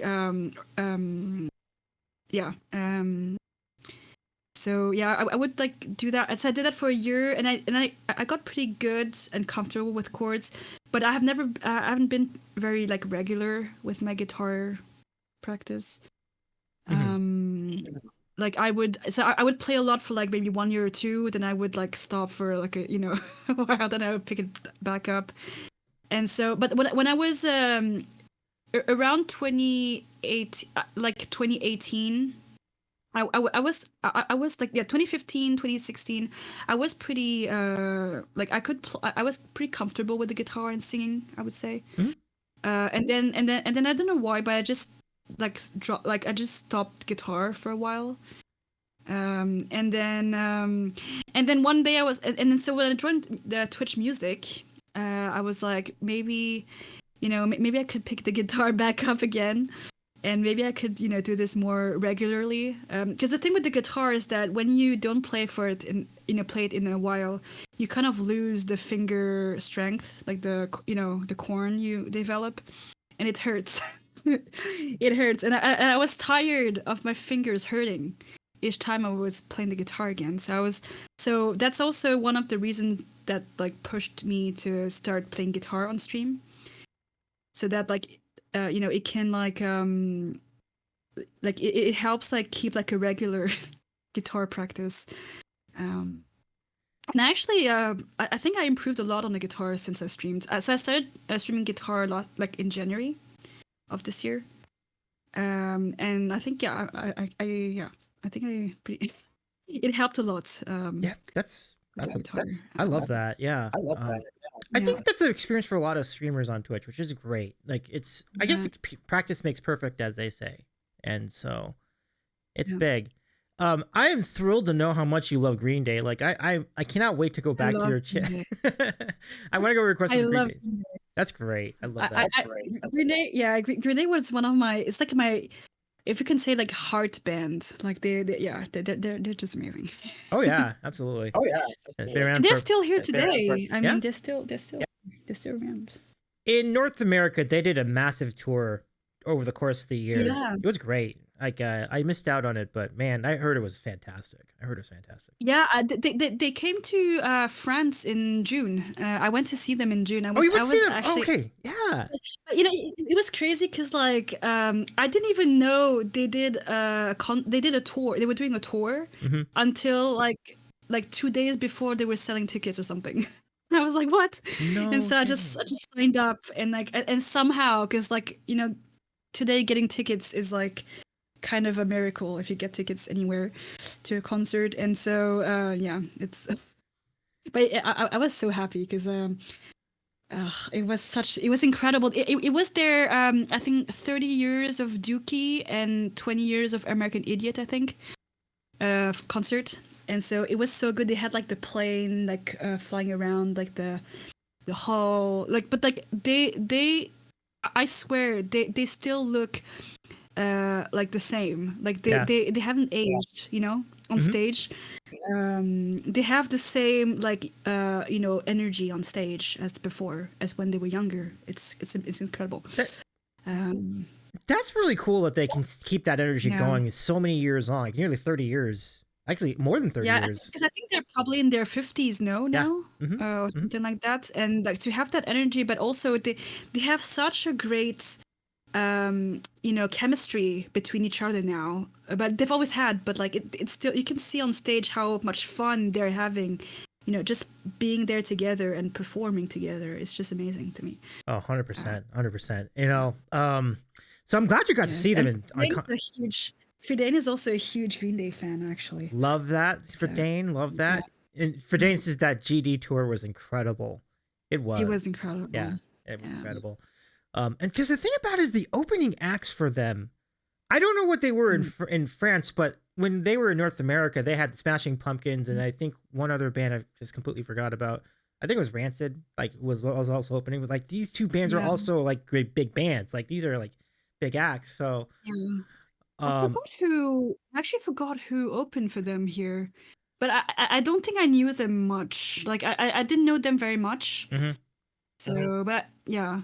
I think they were pretty good. But I forgot who they were Yeah. here. Yeah. Yeah, for dances, Smashing Puppets absolutely killed it so good. Kind of cool to see that. Yeah. Probably them, yeah. Probably them as well. Yeah. Yeah, they seem like a kind of band that would want to go to France. You know, like they seem like France is like a Yeah. good spot for them. So I feel like they might have made the trip Yeah. too. Yeah. There's a lot of fans and Green Day fans in France. Oh, very much so. Yeah, absolutely. Mm. So yeah, this is phenomenal. I love this a lot. Let me just catch up on chat. So Justin Untangled says Twitch streaming helps a lot with practicing commitments. Yeah. 1000%. That's probably one of the main reasons why I stream music on like instruments on Twitch. It helps with the, because I know me, like if I did not stream an instrument, I would play like for like a week and then I would drop it for like 4 months. And, and so I'd be like, no, I can't. I need to stop doing that. And I've been in regret of not having any progress. Yeah, seeing any progress. Oh, so funny. Let's see. Tobias says, I went to us with Billy Joel and the area sprouted in music. That's cool. Cool. Yeah. Let's see. Yeah, so Ranch and the Smashing Pumpkins were indeed the opening acts for Green Day during the summer tour. And Ferdane repeats, yeah, Smashing Pumpkins absolutely killed it. So good. Yeah. Carlos says, I like them, but don't know Green Day tickets are on sale. Well, they were. I don't know if they are now if they're still doing a tour, but they were doing it most of the year. They're still on tour, but yeah. So when they came on tour, I didn't know they were having a tour until like 2 days before the actual concert ticket sale. So it was like crazy. But yeah, I'm really happy I got to see it. It's kind of like it kind of went full circle because they did come to. I remember they came to Paris for a concert in 2009, and I remember that because like I was so happy to go to their concert, but also Paramore was doing their first part of their concert in 2009. In 2009? Yeah. Wow. Oh my goodness. And the cool thing is that so I went to Taylor Swift's concert in May. So her concert was in May, and her first part was Paramore. And then in June, I went to see Green Day. So it's kind of like full circle. That with Paramore and Green Day. It was really cool. Very full circle. Yeah. That's a complete round circle right there. I mean, that's amazing. Paramore is. Yeah, they're fantastic. Yeah. Like Hayley Williams' voice is amazing. Gosh, and it's kind of that is really hard. Those are really hard songs to sing, and Hayley Williams makes it sound so easy. Yeah, like it's impressive. Yeah. Like the most beautiful thing was at Taylor Swift's concert, she had these like light bracelets. They would have lights, like sparkle depending on the song. And like when Hayley Williams sang, what's the song? The Only Exception. Like it was all lit up, like with like the yellow lights. It was like one of the most beautiful like moments ever. It was so nice. Wow. Oh, that's so good. Like the whole stadium was just like lit up with lights. Yeah. What a blessing to be able to see such great acts in person. Like for sure. It's not easy to get tickets to concert anymore. Yeah, it's true. Even so, it's tough. It's tough. Yeah. Yep. Like, because like even if you had the money, like it would be tough to get in. Just being able to get the ticket, you know what I mean? Like it's like, so yeah, for sure. Like it was horrible to get tickets for Taylor Swift. The Taylor Swift one was like probably the worst, my worst ticket like experience ever. But but also like they're very expensive concerts now. Yeah, that's true. All right, let's see. Justin and Untangled, thank you for your question. Really good stuff. Let's go to King's question next, and then after that, Cover Time P has a question, so let's roll with it. All right, King, here's your question: roses are carnations or tulips? Oh. Hmm. I would hesitate between roses and tulips. I would say rose. Okay. Rose, I would say. Yeah. But I like tulips too, though. I do like tulips too. I They're guess colorful. you really can't go wrong with either of those, really. So Yeah. yeah. So Yeah. thank you, King. Yeah. Solid question. Um, Thank you. Whatever yours. I was just thinking about that. I'm like, I have to remind myself, what color are tulips again? Are they yellow? Are they? They can be green, purple, orange. They can be, yeah, they have different colors. They can be red also, I think. I'm gonna say tulips then. Can be red. I love purple tulips. Yeah, Yeah. those are nice. Or green, or they're all pretty cool. Like these like pastel-y colors. I'm gonna say tulips. Yeah. Tulips is nice too. Yeah. King, what are yours? I'd love to know what King says. King, do you have a favorite between those? Sometimes they'll say like all of them, but if you had a preference, what would it be? Fire and ice roses. That sounds great. What's a fire? Is that a type of rose? Fire rose? I am assuming. Actually, I can pull it up on screen. I think it's just basically like maybe like specific colors of roses, because roses are different colors too. And all right, let me see. Oh yeah, I see it. Okay, so it's kind of like, let me see. How would I look at this? I think it looks like this. It's easier to just show you the picture instead of having to describe it, because it's hard to describe. But let me show you what. Yeah. Yeah, that. Oh, yeah, that's pretty. That is nice. Oh, that's pretty. Beautiful. Yeah, that's pretty. Yeah. Nice. That's so nice. Yeah. Don't fire Rose. It's almost Christmas. So. Pete, that's phenomenal. I love it. Not Rose. Don't fire Rose. What did Rose do? That's funny. All right, so back to it. Thank you for your question, King. Thank you, King. It's a good question because you can't go wrong with any of Fire those. Rose Right? Super Mario. Oh yeah, Fire Rose Super Mario liked. Oh use yeah, Fireball. Fire Flower. Yeah, it is very much true. like the Fire Flower. That's pretty cool. That's true. So if you get one, you can throw fireballs. That's even more reason to like the fire and ice. That's true. Yeah. There you go. That sounds like the Song of Ice and Fire kind of rose. It would be a Game of Thrones kind of rose. Song of Ice and Fire. Solid. You have to. I mean, how can you not think of Game of Thrones when you think of these things like fire and ice, right? Like. Yeah. Yeah. Yeah. All right, cover time, Pete, with the next question. Did you have any streaming experience before Twitch? This is an interesting question because I'm like, what other venues would there have been for streaming? But there were other things like Periscope and YouTube. So there's definitely there were definitely other things. But the question is, Pete's question is, did you have any streaming experience before Twitch? I did not have streaming experience, but I did do like I did used to film like YouTube videos before. But no, yeah, I think Twitch was the first time where I actually spoke to like a live audience. Like that was it was the first time.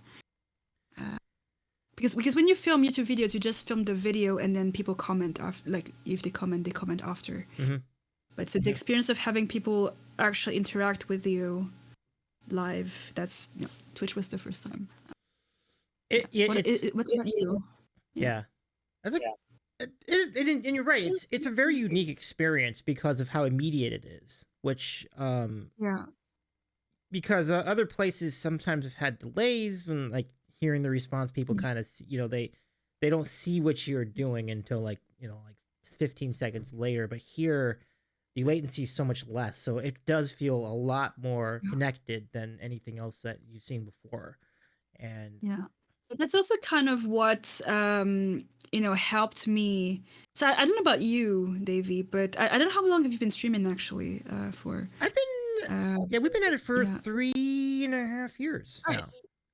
3.5 years, yeah. Right, but yes, I don't know about you, but like for me, when streaming on Twitch has definitely helped me. It helped me grow as a person, and it kind of helped me gain in confidence, and develop skills.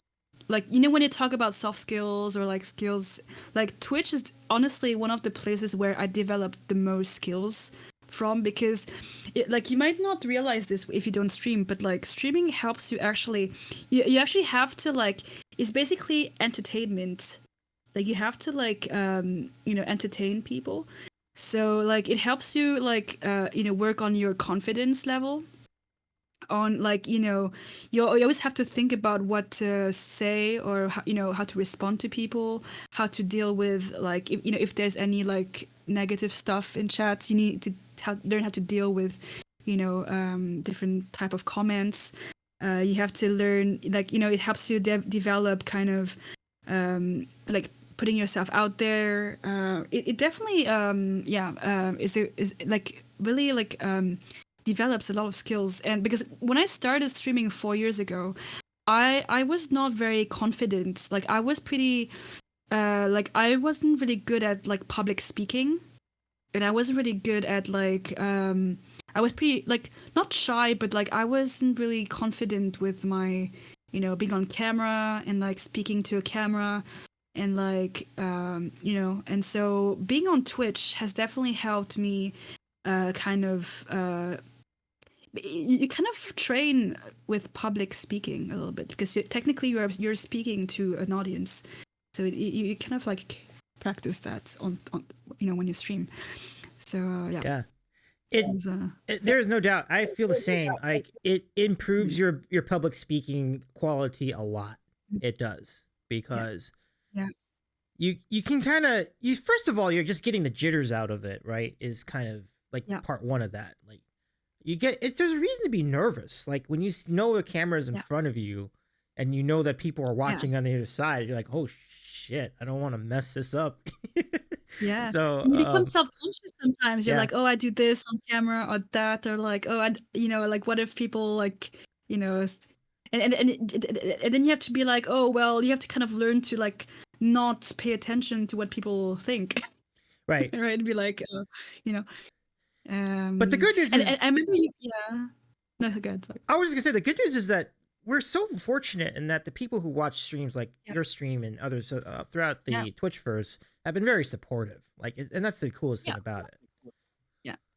Oh, I've had some trolls before. I definitely had trolls, the good and the bad ones. But you kind of have to like, you do have to kind of learn like how you like respond and react to those things as well. Because like in your day-to-day life, like sometimes you get that in the street if someone talks to you, right? But you don't really, like if you work in an office, you don't always encounter such situations. Sometimes let's say someone comes in and is very rude to you, right?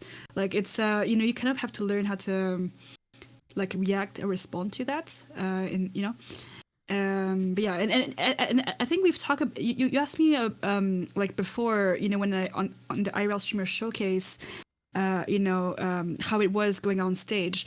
I think that if I had done that like 4 years ago and I didn't have the Twitch experience, I would definitely not have been as like confident, and as comfortable on stage. Like Twitch has definitely helped me get to that, get that place for sure. Yeah, and it's great to see that, and it doesn't. And I'm not gonna. I wouldn't take for granted that you've been able to do that, because I think even people who stream might still not get comfortable even after the fact. Sure. And so your ability to gain confidence via streaming is remarkable. I think that's really great. Thank you. Yeah. Thank you. Yeah.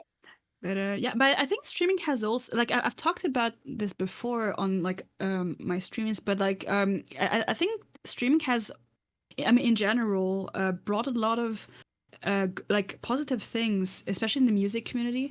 As music streamers, a lot of like creatives have gotten opportunities, or got the confidence to do things that they they maybe wouldn't have done or had the courage to do if it weren't for streaming on Twitch.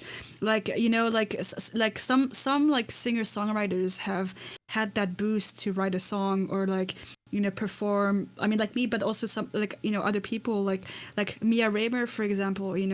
She's been really great at writing songs, and it's thanks to her Twitch community. Amadeus also went full-time musician now, but that's thanks to his community on Twitch. And I think if Twitch was not there, maybe that would not have happened. You know what I mean? It's absolutely. Yeah, I definitely feel very confident that that's the case. Yeah. I think people have been able to write more music as a direct result of streaming because they feel like they can. They feel like there's going to be a receptive audience for it, and it ultimately creates better content across the board, and you become better. As you said, I think you do become better people as a result of it too. I think so. And you do like also learn to like empathy, and also like create a community as well. Yep. And I think that when you stream, you also have a certain level of like like a responsibility towards your viewers, in a sense where like what like viewers also take like inspiration from you as a streamer, because like you're the one they watch, so and so like you have this also level of like example, like you're kind of like you can be an inspiration to them also. So it also creates this like awareness of like, oh, I need to, well, for me at least, it was a huge thing where I was like, oh, I need to like be myself, but also in a way that like I would be proud of like inspiring people in that way, yeah. That's well said. Cover Time Pete, a phenomenal question. Thank you so much for asking that question in our queue. I want to say hello to the Blind Busker as well. Welcome in, the Blind Busker. Hello. Thanks for stopping by. Like we are good for one last round of questions. Those of you in the chat who are not familiar with the format, use exclamation point question followed by your question, and then enter that into the chat, just like that. We'll take your questions in order for the remainder of the program. As you do that, let's turn the attention to your interview show, the Couch Sessions with Lutti, which is a great title for a interview show. Like it's, like what were your childhood memories? Yeah, I remember when I was at the beach one day. I was. Yeah, I don't have a couch yet, though. People ask me that all the time, and I'm like, I don't have a couch yet. You can imagine in your head, right? Yeah. Imagine I'm on a couch, right? It's like a virtual experience. But yeah, it'd be cool one day to have an actual, couch, because I don't really have the space for that. But one day, proper couch and all, be cool. Okay. Now, when you get that couch, King says, is the couch red leather? That's a good question. Like, is that maybe? Will it be? Yeah. Maybe. All right. Although the couch and the logo is green, so maybe green leather. Oh, that's true. More accurate. But although I could change the logo color though. Yeah. That's pretty cool. So you had Gary Lucas as your first guest, and I know you'll have more to come. Who are some of the people that are in the near future for you? So I like to get people on the show. So the first one was just me. The second one was Gary. So it was on the 20th of November. So it's a monthly show that I started in October. And the idea was is kind of to like showcase creatives, musicians, artists, or even just talk, about topics like deep conversations. And to kind of like showcase, their work, themselves, and to kind of so that people, even their communities or people, can get a better, understanding or know them better. Especially, yeah. And so I already have a next one lined up for next week, but I'm still waiting for the confirmation. So I'm gonna reveal it this weekend though. Okay. But the idea is to have a show every month, to try at least, and together, different people, on their own, and have it's basically a chat like we are doing actually right now. But it's more geared towards their experience, their work. Talk about, for example, if they're a musician, if they release songs, for example, talk about inspirations for their work, inspirations for their songs. Maybe play a couple tunes if they want to. Lutti, I think we have breaking news in the chat. Okay, yeah, so it's okay. So it's Fridane then. It is Fridane. Fridane will be your next guest. Amazing. Oh, folks, that's phenomenal. Fridane has this amazing songception tomorrow, and we were thinking, how fun could it be if Fridane were there we can kind of have this chat about, the songception. Oh, you mean this? Songception. Yeah, but and Fridane, we were talking about it earlier, Fridane, but I think you weren't here yet. But we were saying how amazing you've been and how supportive you are. I mean, you know that I've told you already, but how supportive you've been throughout, Twitch, especially the Eyebrow Streamer Showcase. We talked earlier with Davey and the songception. So it was just, obvious to have you there. So thank you for confirming. Phenomenal. I love it. I love it for Dane, and I'm excited. I knew I had something else to tell you. Well, I love that for Dane too. That's great. No, but yeah. So yeah, Fridane is next one. On Wednesday, probably. Okay. So even more reason to follow. Even more reason to follow for Dane's channel, because you'll have Lutti on there tomorrow for Songception, and then Wednesday again. Or no, that's your channel, right? Like your channel will have for Dane. So yes, it's on my channel. Yeah, exactly. Yeah. You're very welcome. Absolutely, Fridane. Fridane says, thank you so much for all your kind words. Absolutely. Of course. Yeah, we were saying all of kind of things earlier, Fridane, about you. Plus, we were all mentioning Songception, like, at least once every 5 minutes during that conversation, too. It's true. It's true. It's true. But yeah, so definitely give it a go. And then, can you go ahead and use exclamation point guest for those jumping in late? We can give people the link to follow our friend Lutti, so that you can catch not only all your normal streams, but also couch sessions coming up on Wednesday, which for me is like during the day. So I could probably make that. I could certainly make like some of it. I can. Yeah, it starts around the same time we started today, I think. Okay. Even better. I think. Yeah. Super cool. Catching up in chat, we have cover time. Confirm with Fridane. Yeah, I love it. But yes, we saved a lot of time. We just did it all on the stream. Like, it's all pretty good. No, but huge shout out to Fridane, because he's been very busy, obviously putting the songception together. It's been pretty, as I think I've mentioned it earlier, but he's been doing like, the tech stuff with like the, the OBS plugin, the circles, making it all nice for tomorrow. So yeah. He's been really busy. Tremendous. Cover time pizzas. Yeah, who you have in your community is in a way is a representation of you and your channel. So because if they say something disturbing and nothing is done about it, it's like, you're okay with this, right? Yeah. That's true, but yeah. Like, I feel like people's community are often like a reflection of the streamer. I think I feel in a way. 1000%. But like I do try to create a space where, actually it's always been like that ever since I started streaming. Even when so I started streaming during COVID, during the pandemic, like a lot of people. But like it's one of the things so when I started streaming, it was more to like, because I had nothing else to do, right? I didn't really have a purpose to stream. It was more to just play games and hang out with people. But like one day, so I played Animal Crossing. I don't know if you played that game, but it was one of the first game I ever played, the first thing I ever streamed on Twitch. Mm-hmm. And there were a lot of young people, and very, very young people, and one of them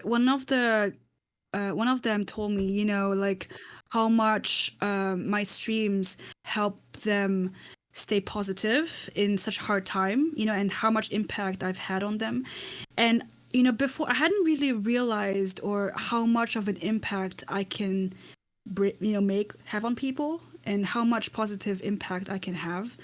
And so that kind of made me think of like, oh, I can actually make this, like, you know, I can create such an environment where people actually feel they can escape. It's more like escape from, you know, the chaos, especially during the pandemic, right, where it was all stressful and all. It was kind of a place where people could escape from, you know, chaos and like, and so and that kind of like stayed like pretty much throughout the years.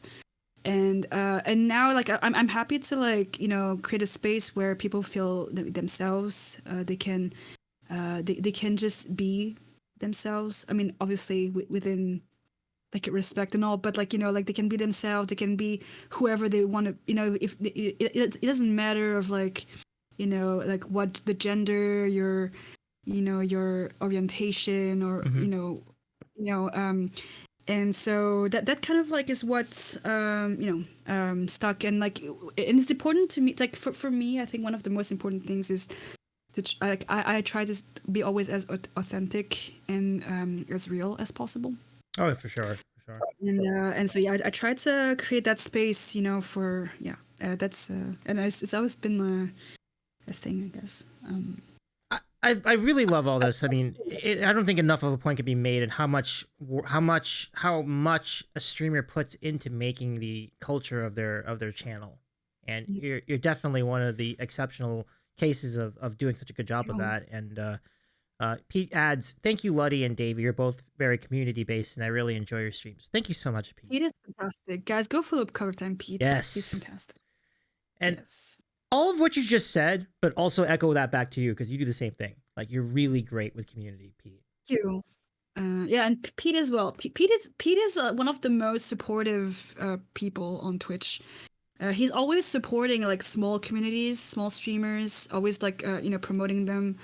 And he's so supportive. And like he has like we joke about this on my streams, but he has probably like the 100 swords.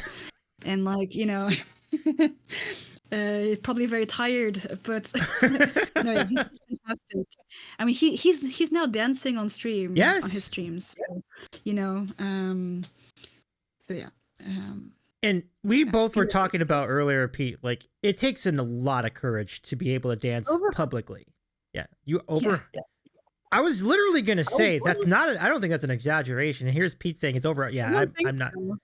I'm not even surprised. You know, I've been joking on my stream about like, you know, like comparing like the swords, people's swords, and like I was just joking about how I imagine Pete having, you know, like the finance guys with like the 6 screens, the 6 business screens. I mean, I imagine that with Pete, but with like mod stuff, right? Just stream everywhere.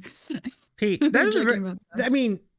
I've been hoping, I mean, one of these I have reached out to Pete before to ask him on the program, but as you can imagine, Pete's so busy, like modding and keeping Twitch afloat and keeping the trolls out and everything else. So I understand, you know, how busy he is, but I am curious how many screens you have too, Pete. Like, do you have 6 screens? Do you have 10 screens? Feels like you might need maybe at least... he has a full room. You know those security rooms in the movies or even in real life where they have like all the cameras? Could be Pete. Maybe he has a room with only modding screen, and he has a button for each thing. Like yeah, like exactly like 24 stream managers. That would be amazing. It's like you can play Jeopardy on his screen. You're like, oh, something's off there. Okay. Oh, that's so good. Oh, okay. Pete's I'm using a site called... Oh, wow. Multi-Twitch, huh? Okay. That's 6 streams on right now. All right, 6 on is not too bad. I mean, 6 on the same time. It's not too bad. I would love to try that just for watching. Like, I could just put, like, okay, so put 6 on one screen and 6 on another screen. And then, yeah, that's power. Like, you won't miss a thing on Twitch that way. You know? Yeah. Pete, that's phenomenal. It's impressive, though. It is. It is impressive.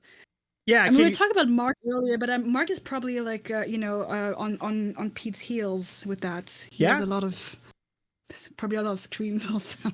Oh, for sure. He's got to have at least, and like with his line of work too. Like I'm sure he's got that for work too. So he probably got that, and maybe even more than that, like in his setup. So Kinks is probably has more screens and casino security. Exactly. That's what I've been thinking. For real, yeah. Yeah. Justin says, "Sounds like Pete's a good multitasker." Oh yes. Yes.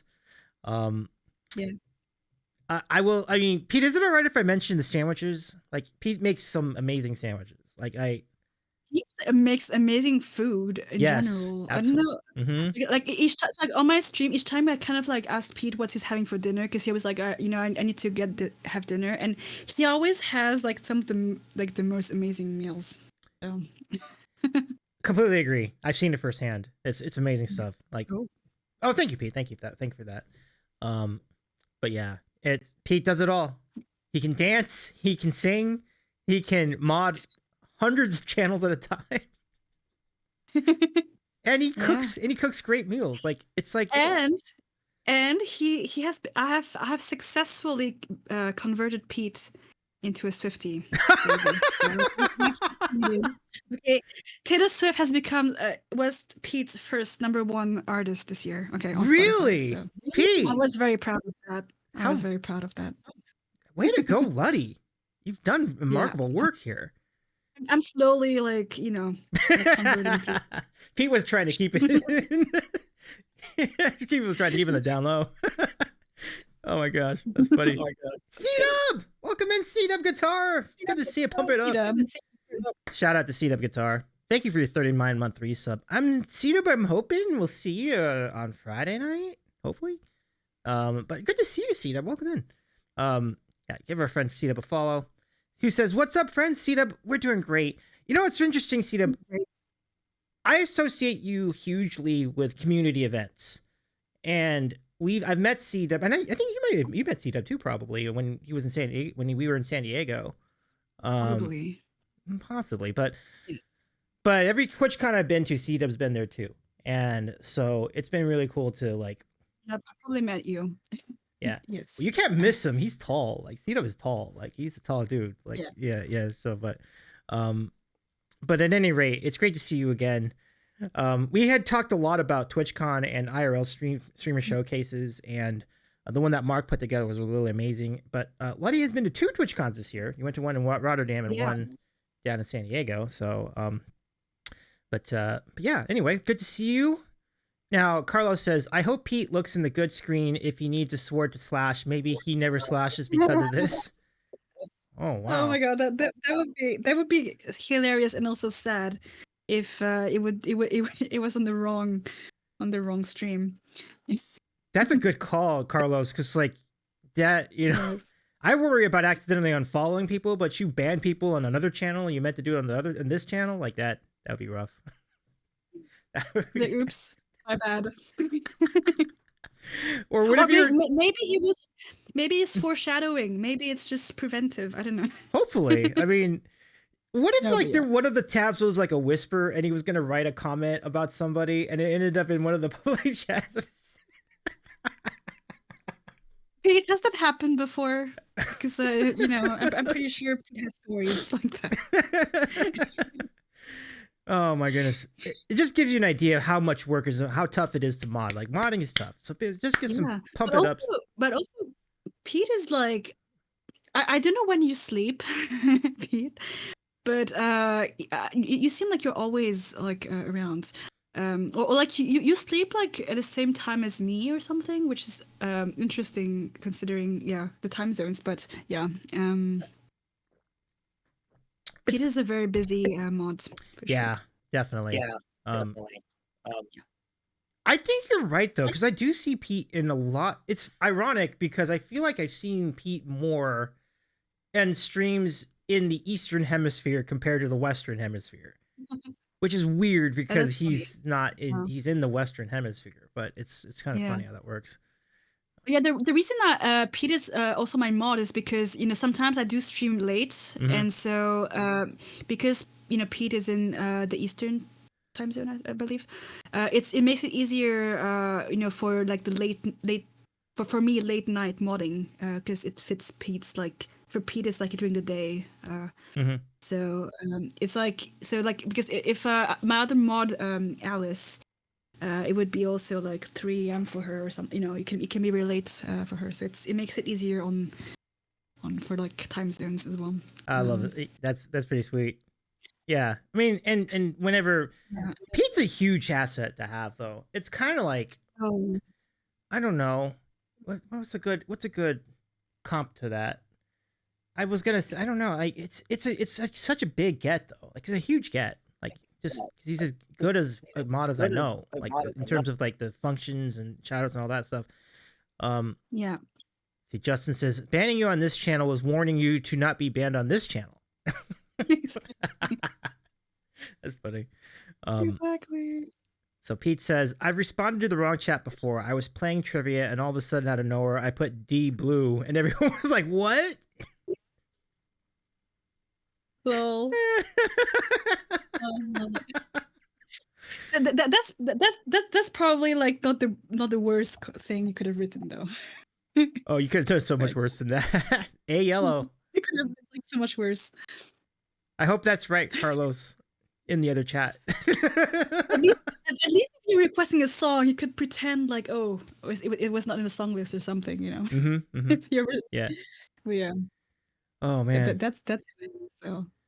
For sure. Like the thing about Pete that's really interesting is like Pete has generally been very clean in the way he talks, meaning there's not a lot of 4-letter words, but if you have the scenario where you would say like an adult sentence in a not adult chat, that can get very awkward. Like they can see that being weird too.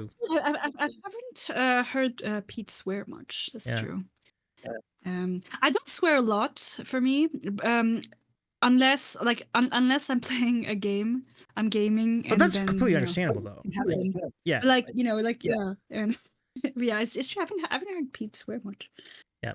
Right, for sure. I mean, not to say he doesn't, but I think he's kept it in, and I'm very similar that way. Like I do cuss, but I tend not to a lot. I don't abuse. I tend to not feel the need to use it as much as other people do. But when I'm not streaming, I probably would cuss more. But I don't need to when in an actual conversation with people. So usually, like you said, I save it for the gaming.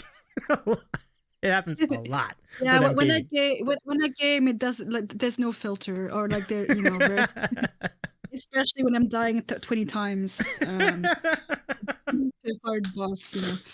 Oh, that's so good. Yeah. Let's see. Acting like oh yeah, I love this. Moonlight says sounds epic, and Justin says acting like the wrong band was part of the plan. It's like that was totally planned. I love that's for sure. No, I've turned the song list off in the wrong channel before. I felt so bad, and then the streamer was like, "Well, everyone, I guess we're done. Pete, turn off the list." Oh no! Oh, that's wrong. Oh, I'm sorry, Pete. Yeah, Liz, the Liz bot is in the chat. Yeah, I was tired. I needed to go. I need to leave. No kidding. That would be funny if people actually follow through with that. Okay, we're raiding out, and it's like half an hour in a stream. Like, no, I didn't mean it. Wait, I'll put it back on. I'm sorry. You know, but okay. Have a good. Oh my gosh! Wait, this is exciting. Lutti, Pete's going to dinner. Yeah. This is exciting. What are you eating? What are you eating? Oh my god! We need a food review. That sounds amazing. What? Wait, is it turkey? Wait, turkey wrap? I told you. That just sounds unbelievable. Wait. Don't you mean bacon wrapped turkey though? Because like how would you wrap a bacon in turkey? Turkey wrapped bacon. I mean, you can wrap a bacon on a turkey. I assume either way, that sounds amazing. Like that really, really sounds good. Each time Pete says like what he's eating is always something like something like that. And yes, we do want pics. Yes, King's right. Get some pics in there. So the Lizbot says, "Hello everyone. Hope all is going well." You already cut it. Oh, let's go. What that wouldn't stop you from taking a picture. Thank you. We're just teasing. It's up to you. No need, but Liz is great to see. Liz is also a pretty awesome mod too, for the record. Okay. So, yeah. So we have had Liz. Liz is best known for being a mod for and a friend of Nick Black Music, who's just such an incredibly good musician, like so good at. So Yeah. Liz says, cover time Pete had something similar happen. Oh, you had something similar happen, Liz? Oh my God. I want to know the tea. I'm I not want to surprised. know. Yeah. That's I feel you. I feel you, Liz. That's great. But it is really great to see you, Liz. Welcome in. Nice to have you here. Our guest tonight, LuttiGamesMusic, who is Hello. just a tremendous heart. And do you mod too? Do you mod certain channels, or is that would you? I only at the moment I only mod for Moonlight Alice 92, who's my Okay. mod. But she streams games mainly. But yeah, I don't mod for other people. Okay. Well, with that in mind, let's King, can you shout out Moonlight Alice as well? And let's get the word out about Moonlight Alice's channel. Yes, Alice is fantastic. She's always there. Even when I stream for 24 hours. She's always there. Did you there. actually do a 24-hour stream? Really? Wow. Yes, the first time was actually like kind of like a joke thing where everyone was like, because I tend when I start a stream, I tend to stream long hours, like 6-7 hours, and people are like, oh, maybe one day we can do a 24-hour stream, and I was like, maybe. And so when I did my 4-year Twitch anniversary, I was like, you know what, I'm just gonna do 24, but also because I wanted to. Like I was curious myself of how that would go. I didn't know like how it would go for 24 hours. So I was just, you know what, let's just do it and see how it goes. I do not recommend though. 12 hours. I did 12 hours before, and then 12 hours is like okay, like it's all right, but 24 is very difficult. I think. Yeah, I would mix gaming and music. Like I don't do like 24 hours of music straight. I would do like I would split between like maybe like 4 or 5 hours of music, for example, then changing like different games, and then music, just like mix it up so it's not the same thing for 24 hours. Yeah, I feel like every single one of those I've seen has been exactly that. It's been a bunch of different things. It's not just one category, because one, you would get bored. Well, you need to, because you get bored. Right. But it helps also like keep your mind like alive by doing something new. Like it helps like staying awake. Yeah. Yeah. They are no joke. Honestly, like I was exhausted when I ended, but like you're tired, right? But like after a certain point, you are so tired that you can just keep going. You know what? I don't know if it even makes sense, but it may sound weird. But like after like 22 hours of being awake and being being tired, you're like you for some reason have energy. You gain energy for some reason at the end. You're like, okay, I can. It's weird, like your body just goes in. It's not that is. I've heard this before. Yeah. It doesn't make any sense, but I think doesn't make sense. But somehow it happens, right? And you're like, you're just beyond the point of trying to sleep, and you're just like, okay, we'll just roll with it. We'll just stay awake. Exactly. Does it get hard to go back to sleep at that point? Because like now your body's completely gone into neutral. I think it can. It can, because it completely like dysregulates your sleeping pattern. So, but yeah. But when I do like so I've done like 12-hour streams.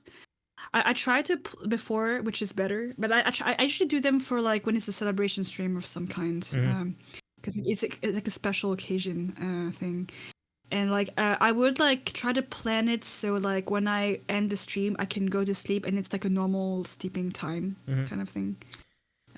Yeah. Well, I know that when some people do 24-hour streams, they do sleep during the stream. But so what they'll do is like they play a VOD or something like that during the part where they're sleeping. Yeah. Yeah, it's true. Do you? I mean, Geach, Geechen, right? Sorry. Yeah. I don't know of Geechen. No. It's a violin, but she does a lot of 24-hour streams actually. Okay. My question to you is, if they do sleep during the stream, is that cheating? I don't know, because for me, 24 hours, like you shouldn't sleep, right? I mean, but I don't know if that counts. I love Litz's answer. Yes. Yes. Like, you know, I don't know. Yeah. I mean, you can have naps. Like, I've had breaks where I took like naps of like 30-minute naps, like stuff like that. Like when I did it, but not like I've not slept for like, you know, not proper sleeping as in like, you know, a couple hours. I have done like breaks where I did like a bit of like a kind of like a snooze, which kind of helps a little bit, and a lot of sugar also helps. Sugar. Good advice. Helps, yeah. So get yourself a Twix bar when you do these. Like, yeah. I like yeah. it. Yeah. Sugar helps. Moonlight says it's not cheating, but there's also people who do 24 hours in pieces. I think that's more of a cheat. Yeah, that's like true. Part 2 of my 24-hour stream tomorrow. No. That's like, a 12-hour stream. That counts. Like, I'm not sure that counts. Yeah, we ate candy. That was essential for me staying awake. Yeah. It's good to know that you ate the candy too, Moonlight. I love that. Yeah. I think Moonlight said earlier, I've been on one of Lutti's 24-hour streams and I forgot to do some things I planned to do that day. But then I saw also, Moonlight said, it was fun, but I took 2 days off after that, mainly to sleep. Like, the thing is, like Alice, like she's amazing because she always stays, like she tries to stay like pretty much the whole time. When I tell her you don't have to like stay awake when I like, you know, at the same time as you can go to bed, it's okay, I can. But yeah, thank you. That's why she's the best, because like she would like stay up even for those like weird streams. So yeah. You're a good friend indeed, Alice. We appreciate you. Let me just catch up on Liz's other comment. Liz says, Nick was streaming and I nerfed him after he said he didn't want to be nerfed. Mind you, he said not to nerf him while he was singing, and he wasn't singing when I did. I stopped streaming because he was having a bad day and I didn't know it. I felt terrible. Aw, it's all right. I felt terrible afterwards. That's all good, you know. Honest mistake, you know. Let's see. Thank you for the phone. Oh, absolutely. No problem at all. I mean, a friend of Lutti's a friend of mine too. That's kind of how I approach that. So I look forward to seeing you on stream too, Alice. Justin says, would that count as streaming? A fair question. Like, I don't know. Like, you know, like people do stream sleeping. Like, I'm like, and apparently it's popular. But like, I don't understand, because like, first of all, I would feel so like self-conscious, you know? Yeah. And also like, you know, I don't know. It's strange. I would not feel comfortable doing it. Like, it's a vulnerable state. Like, look. Yeah. I don't want you to see me doing that. Like, I don't. It's like, sure. It isn't a whole lot different than streaming somebody like taking brushing their teeth. Like, let's not go that far. But let's brushing their teeth. Yeah. Brushing their teeth. Yeah. Like, you know, do you want to watch that? Like, I mean. Yeah. I guess some people do. I mean, some people. Yeah. I guess. I mean, I guess there's a reason why hot tub streams are popular too. So there is that. Yeah. Yeah. Sal says you need coffee and sandwiches and lots of candy and sweet stuff. Yes. True. Goes a long way. The thing is, I don't really love coffee, so like I just like, you know, did the sweet stuff. I just did the sweet stuff. You just skip the coffee, go right for the goodies. Yeah. All right. Alice says and slept the night before and after. Solid. Yeah. And I do it on the weekends, so I have like at least, you know, some days to recover in between. Yeah. Yeah. It's a commitment. I mean, how would you evaluate audiences during a 24-hour stream now that you've been on this journey and you've come through it? Like, do you see like a lot of people you normally wouldn't see? Does the audience grow over time? Is there buzz the whole time? On my streams? Well, on the 24-hour stream specifically, yeah. Well, on 24-hour streams, it depends. Well, I think the good thing with the 24-hour stream is that it allows people from different time zones who normally wouldn't be able to catch your stream to somehow see you live, you know, at their normal time. And also, like, I've had people raid me who never can raid me because, you know, we never stream at the same time or we're never on at the same time. And so that's one thing. And also it depends. Like, I think at the start people are stoked, and then people will kind of lurk, which is, I mean, totally understandable. And then you would see kind of like a shift of like, so I'm in Europe, for example. Like the Europeans would go to bed, and like I would have more Americans, or in the AMs, for example, for me. And then it's it depends. It can kind of vary a little bit. It is very surprising. I've had people, which is very funny, who were there at the start, and then went to bed during the stream, and then came back, and I was still streaming, and then stayed for the end. Some that happened too. I think I've seen that even during like 12-hour streams, which is funny. Like yeah. It's funny. But I think the main thing is having people who usually are not able to catch your streams, or raid you because of different time zones, and who can for the 24-hour stream because you're on. I'm trying to think of all the people who have done 24-hour streams in the past. Kevin and V Flat did one, I think. I'm pretty sure of that. It was a. I didn't reach 24-hour, but they definitely did a long. It was. I think they did 18. It was less than 24 hours, but it was a lot. Like it was like. It was a lot. It was like it was their practice run. They said it, I think. Oh yeah. Yeah. It was wild. Like I could barely stay up myself, and I was 3 hours behind them. I still couldn't stay up at the end of it. But I tried. I'm like, it's 2:45 in the morning. Like, Kevin, you guys are doing great. And I'm like, just like in the bed on my phone. They're fun. They're such a fun couple. Did you notice like how much energy they had at the end of the stream ananyway? Like, I can't believe that. They would nail the 24 hours. I'm sure. I agree. Like they would nail. They will nail it for sure. Justin says streams can feel different at night. Yes. That's actually quite right. True. Like, it's funny. Like, it shouldn't matter when you're watching it because, like, it should just look the same. But it does feel different when you see somebody doing a nighttime stream versus dark. Even if you're, I mean, I think what Justin is saying is like when you watch a stream at night, there's a different vibe to that versus watching a stream in the morning. Yeah. Yeah. For sure. Yeah. I think so. Yeah. Yeah, I do too. Yeah. That's true. Okay, let's just give you one last round for questions. So if you got one, use exclamation point question, and throw them on in, and we'll use these as our last round, and we'll close it up, and we'll go and find people to raid. Amazing. Yeah. C-Dub says people get freaked out when I stream during daylight. I love that because first of all, the room looks completely different. I'm like, what is this? True. Like, that's true. Because all the light in the room. That's true. So I have a curtain now, but like before I used to not have one. Mm-hmm. So like the lighting would change depending on like how early the sun sets. But yeah, in the especially in the mornings, it could be like there's a different like energy. I don't know. It is different. Yeah. Yep. King says C-Dub after sunrise. Yep.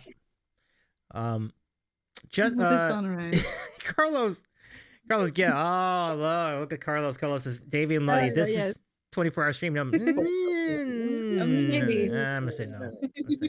I'm gonna say no. No. The only way it would be is if we started like the timer thing and then like we increase the thing to make it a 24-hour stream. But I don't think even that. That's true. Even that isn't gonna take. Yeah. I don't think we have enough subs in here to do that. But sandwiches is a lot of sandwiches. It is. Yeah. I mean, it is. I think somebody Sandwiches. said that if you had sandwiches, you can extend your time basically, and I subscribe to that. It's like your money. Yeah. Yeah. Yeah. Lutti, if I had the kind of baguettes you have in your neighborhood, I would have the greatest sandwiches of all time. Like those look. Oh, They do make good sandwiches. I agree. so good. Yeah. Yeah. Justin says, And it's cheap also. Oh, really? Cheap. That's The baguettes are like €1 or one. really. That is very, very good. Like, because like, how big is a baguette? Like this big, right? Like about a foot, or how is that useful to Lutti? Like, maybe half a meter. Like, there's that.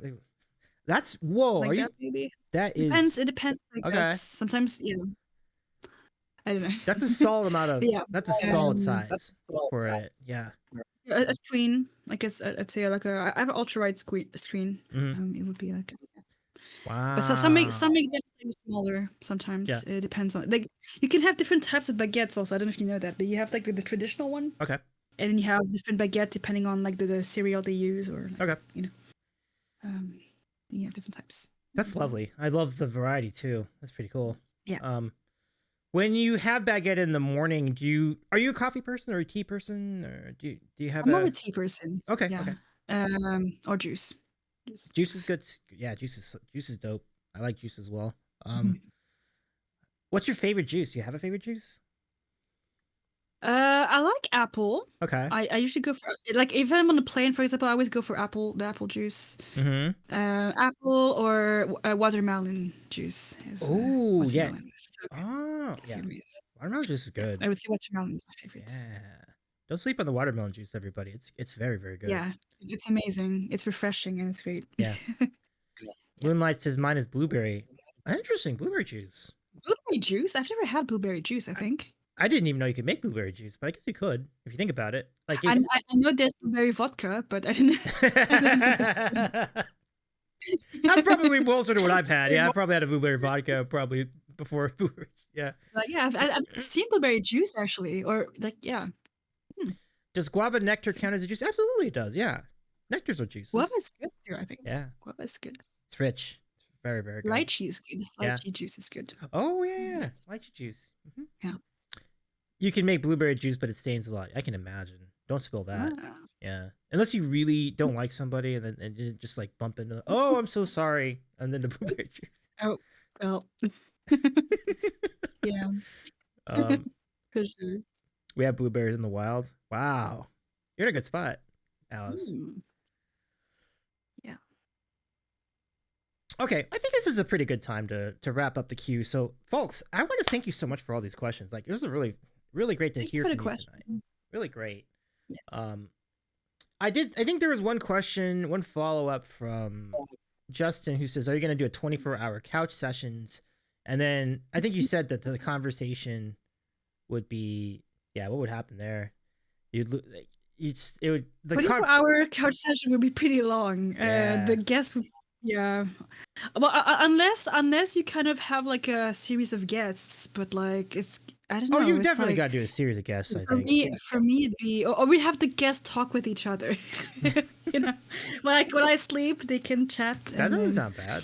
No, but I don't know how that would work actually. That would totally work. Yeah, like in fact, it would be you wouldn't be breaking any rules or any cause like you're providing content, and then like your guests will carry the 8 hours. It could totally work. Yeah. Well, it's kind of like, on the radio, I guess they have like rotations of like entertainers. You can have something like that. Carlos is great. Like, every 4 hours, boom, someone new comes and interview, That's just smart thinking there, Lutti. It's smart thinking. Absolutely. That's good planning. Carlos says, you sure Pete didn't close the question queue in the wrong screen? Leave Pete alone. Pete is having dinner, okay? Leave Pete is having great. Leave Pete alone. Pete is okay. I love that. Pete is enjoying his turkey. His bacon wrapped turkey, or turkey wrapped bacon, if you will. Which both sound great. Thank you so much, Tobias. Tobias says it's been an awesome stream. And thank you so much. For Dane says, let Pete eat. Let Pete eat. For God's sake. Let Pete eat. I'm sorry, Pete. Just eat in peace, okay? Alice says Pete is debating which Swiftie shirt to at the moment. Yes, he is going full on Swiftie now. I'm very proud of Pete. Which Swiftie shirt to buy? Deciding on a Christmas present. So good. 1000%. I would. Shout out to Taylor Swift too. I'm just kidding. Like, I don't think. Yes. I don't think she has Twitch ever. I don't think Taylor Swift would ever have enough time to do a 3-hour stream on any platform. Like, I don't know, but I've heard that during COVID, actually, because they all had they couldn't do concerts, right, in the venue, so they had to like improvise and do like home like music sessions during the pandemic, and I think she did do some home like acoustic sessions or something like that, like on on a platform. I believe she did do that. Yep. Yeah. Carlos says, "Don't slash me. I'm sorry." No. We won't slash you. You're good. You're good. No slashing. No slashing. You're good, Alice. Yeah. You survived the evening, my friend.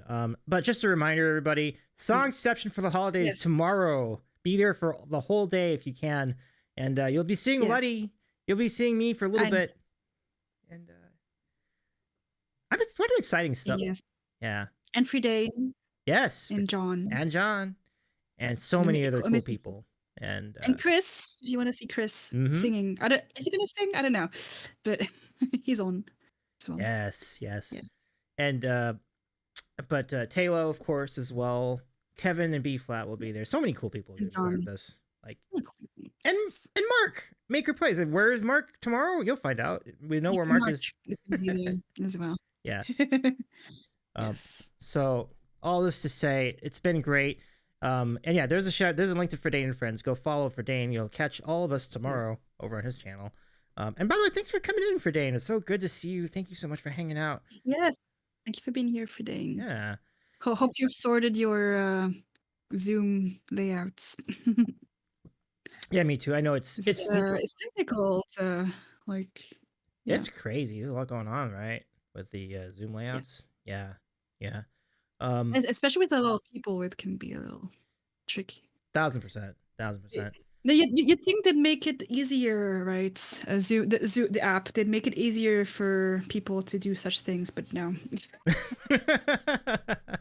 No, it's true. No. Like, it still can be very challenging. Yeah.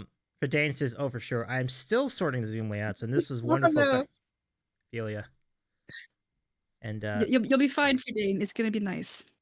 Don't worry. I agree. You're gonna be great, Fridane. You're gonna be great. We're glad to be here to entertain you as you sort out your Zoom layouts and much more. Carlos says, "So in 24 hours, you're in the same stream." Pretty much, yeah. I mean, that's pretty much on the note. Yeah, so literally 24 hours from now, we'll probably see you on stream. That's true. More or less. Also, Kim, that's very true. That's very true. Kim. Zoom doesn't have to do any improvements yet. They already won the market, which is very true. Kim, by the way, great to see you, Kim. Can we give Kim Imaginary Friend a shout out? Great to see you again, Kim. Welcome in.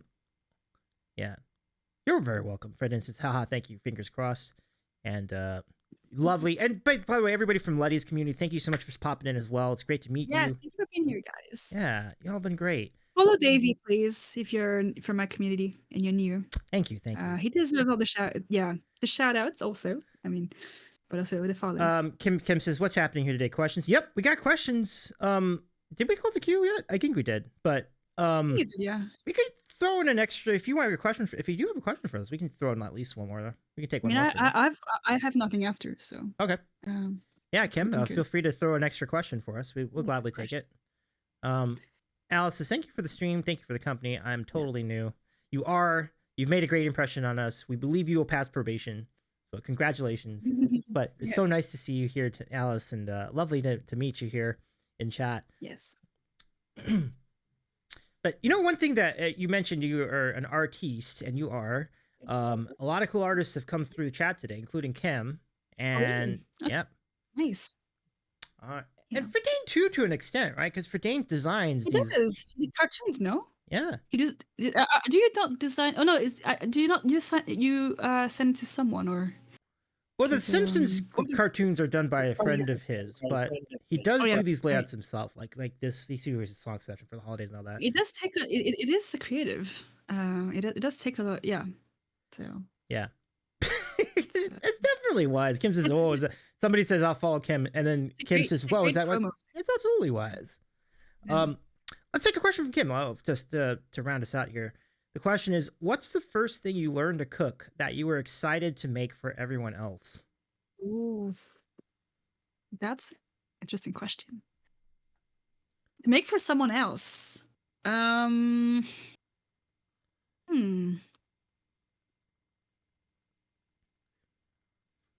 That's a very hard question, actually.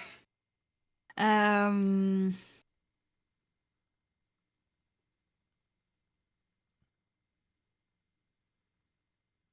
don't cook for a lot of people, so maybe. So in France, we have a French dish called blanquette de veau, which is like veal with like a white wine sauce with mushrooms and stuff. And it can be hard to make because basically the sauce is made with flour, and it can it can get chunky if you don't mix it right. So I'd say that. But I don't cook for a lot of people. But I cook, but not like a lot of like super fancy stuff usually. And for a lot of people, so yeah, I say that I cooked that for like I guess my mom once. I think, but yeah. But you should try the dish, yo. It's a great dish. It's a French. It's one of the French like classic dishes. Okay. It's like veal with like a white wine sauce and like mushrooms, and you have it with rice. And yeah, usually. Yeah. That's the first thing you learned to cook was a veal dish like that? Like that's amazing. I mean, it's the first thing for someone else, I guess. Oh, okay. The first one by myself, that maybe bolognese. Like even that sounds amazing. Spaghetti bolognese? Yeah. Oh my goodness. I don't know. For myself, I guess. Cooking's just on a different level in France. It's just amazing. I don't know. Me, bologna sandwich. First thing I learned to make. Because I don't know, like it's just what I consider like a like yeah. I don't know. But I don't cook much. Like I don't like cook very often. No, I mean I might do filet mignon once in a while, but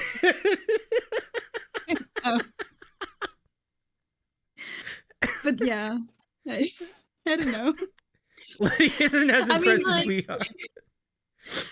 When I was in college, university, I mean bolognese would be my go-to food. I would like meal prep it for like 2 weeks and then I would freeze it.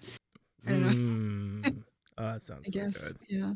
Yeah, I'm afraid to answer the question now. Like, I'm not gonna measure up to that. Like, I thought it was all feeling pretty good about like I cook hamburgers, and I thought I was very proud of that. And like, but it can be hard to get the meat right. True, like, true. Yeah.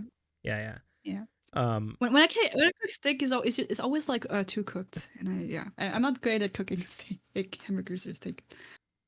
Steak is tough. Yeah, I agree with that. Yeah. Steak is very tough because like it's a fine line to get that doneness of the meat right. Like, yeah, that's hard to do. I tried to cook steak the other day. It's hard to get the meat at the way you want, but also have that the crust and not being too cooked. Oh yeah, that's science for me. But yeah, steak is. That's why that's why I pay the money to go to steakhouses. Like it's like you would think that, but it's just meat. Yes, but the technique you need to get it right, is hard. Yeah, especially like the cooking you want. Like if you wanted, a special like rare or medium rare or something, it's hard to get it. Yeah, Kim vibes with this. Yes, exactly. Yeah, for sure. What about you, Kim? What's your dish? That's a great question. I love this food. Yeah, our jaws dropped. Is it that impressive though? Well, Justin says Ludti's going. It's just bolognese. It's not that impressive, and our jaws dropped for real though. Like spaghetti bolognese is delicious. It's so good. But is it that impressive? No. Well, let me go. For me, it's like. Why don't we go to the tape on this? Let's go look up some bolognese. It sounds like when I was a student, like in university, that was like the thing I would like make all the time because it's like it doesn't require too many ingredients, right? And also like you can make a whole batch of it and you can just freeze it and eat it for like 2 weeks. That was the thing. Okay, hold on. I just need to show this. I need to show this to everybody. This is not impressive. Okay. This is not impressive. It looks amazing. Like it looks so good. It does look good, doesn't it? Yeah. They made effort for the presentation, though. True. Do you do Parmesan cheese on top like that? Like, because you don't have to. Like, Oh, well, not like that, but yeah, I have cheese on it. Yeah, a lot more than that, though. I have a lot more cheese than that, though. Oh, that's fair. I mean, cheese is real, and cheese is clutch. I like cheese too.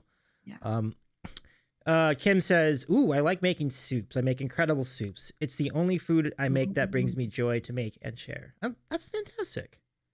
Are you from the US as well, Kim? Or because in the US, when you say soup, is like the chunky ones, right? The chunky soup. Soup can be both. Like in the US, it kind of encompasses both. Like the thin soups, like like chicken noodle soups, or the thick soups. Right. Some people would even call it chili soup, but that depends on your point of view. Okay, because in France we have a velouté, which is like basically to call like the thick, a thick soup, but it's not chunky. You know, it's like the thicker soup, like pumpkin soup or something like that. And then you have soup or potage. Also, potage is also with like the chunky soup, I guess. Yeah, I love all these comments in chat so far. Like, so Kim says, cheese needs to be thick enough to have a bite mark. Ooh, that sounds great. Ooh. Yeah, that sounds so good. Yeah, it is soup season also now. I do need to. Yeah, it is. It's a perfect time for soup, y'all. Like, it's definitely a perfect time. Kim, imaginary. One thing I'd like to try though is like you guys eat like the grilled cheese and tomato soup. I've had grilled cheese before, but not with the tomato soup. Oh, it's a great combo. I recommend it highly. That's something to try. So good. Kim's imaginary friend says I'm Canadian. Our friends in the north. Nice. And Kim says I usually make creamier soup. Oh, nice. Ooh. Creamy mushroom. Top soup. Good soup. Yeah. There's one soup I want to try to make though. Is I think it's a Norwegian recipe. They call it fish soup, like fish soup, and I think it's like a creamy soup with like a salmon, chunks of potato. It looks so good. Yeah, I want to make that one day. I think Alice makes some. I think it's like a Scandinavian soup. Yeah. I think you would like. Fish soup is pretty solid. Like it doesn't like it can be even underrated in some cases because people might not think much of fish in soup, but it's actually pretty good. Yeah, so I'm down with it. It is similar to chowder. That's true. Yeah, it is similar, but I think it has more like ingredients than chowder. I see. So could it be thicker than chowder? Is it less creamy or more creamy, or is it about the same? I think it's more creamy. I've had chowder once only when I went to San Francisco, but I think it's a little thicker. I think. Okay. But there's also a lot more ingredients. Like this fish, and you have potato, but there's also it's like different other like vegetables, and like you can have multiple type of fish. I think as well. I think usually it's salmon. I think salmon, and I mean Alice might be the expert there because she's from Finland. So yeah. We're doing our job, Carlos. I appreciate you. Yeah. Carlos says, I don't know why, but since stream started, I want sandwich bolognese, spaghetti, and minestrone soup. Hey, it is amazing. Okay. That's probably the lasting trait of the sandwich shows. We make people hungrier. That should be our slogan. That's true. Hey, I mean, it's a great place to talk about food, right? Oh yeah, definitely.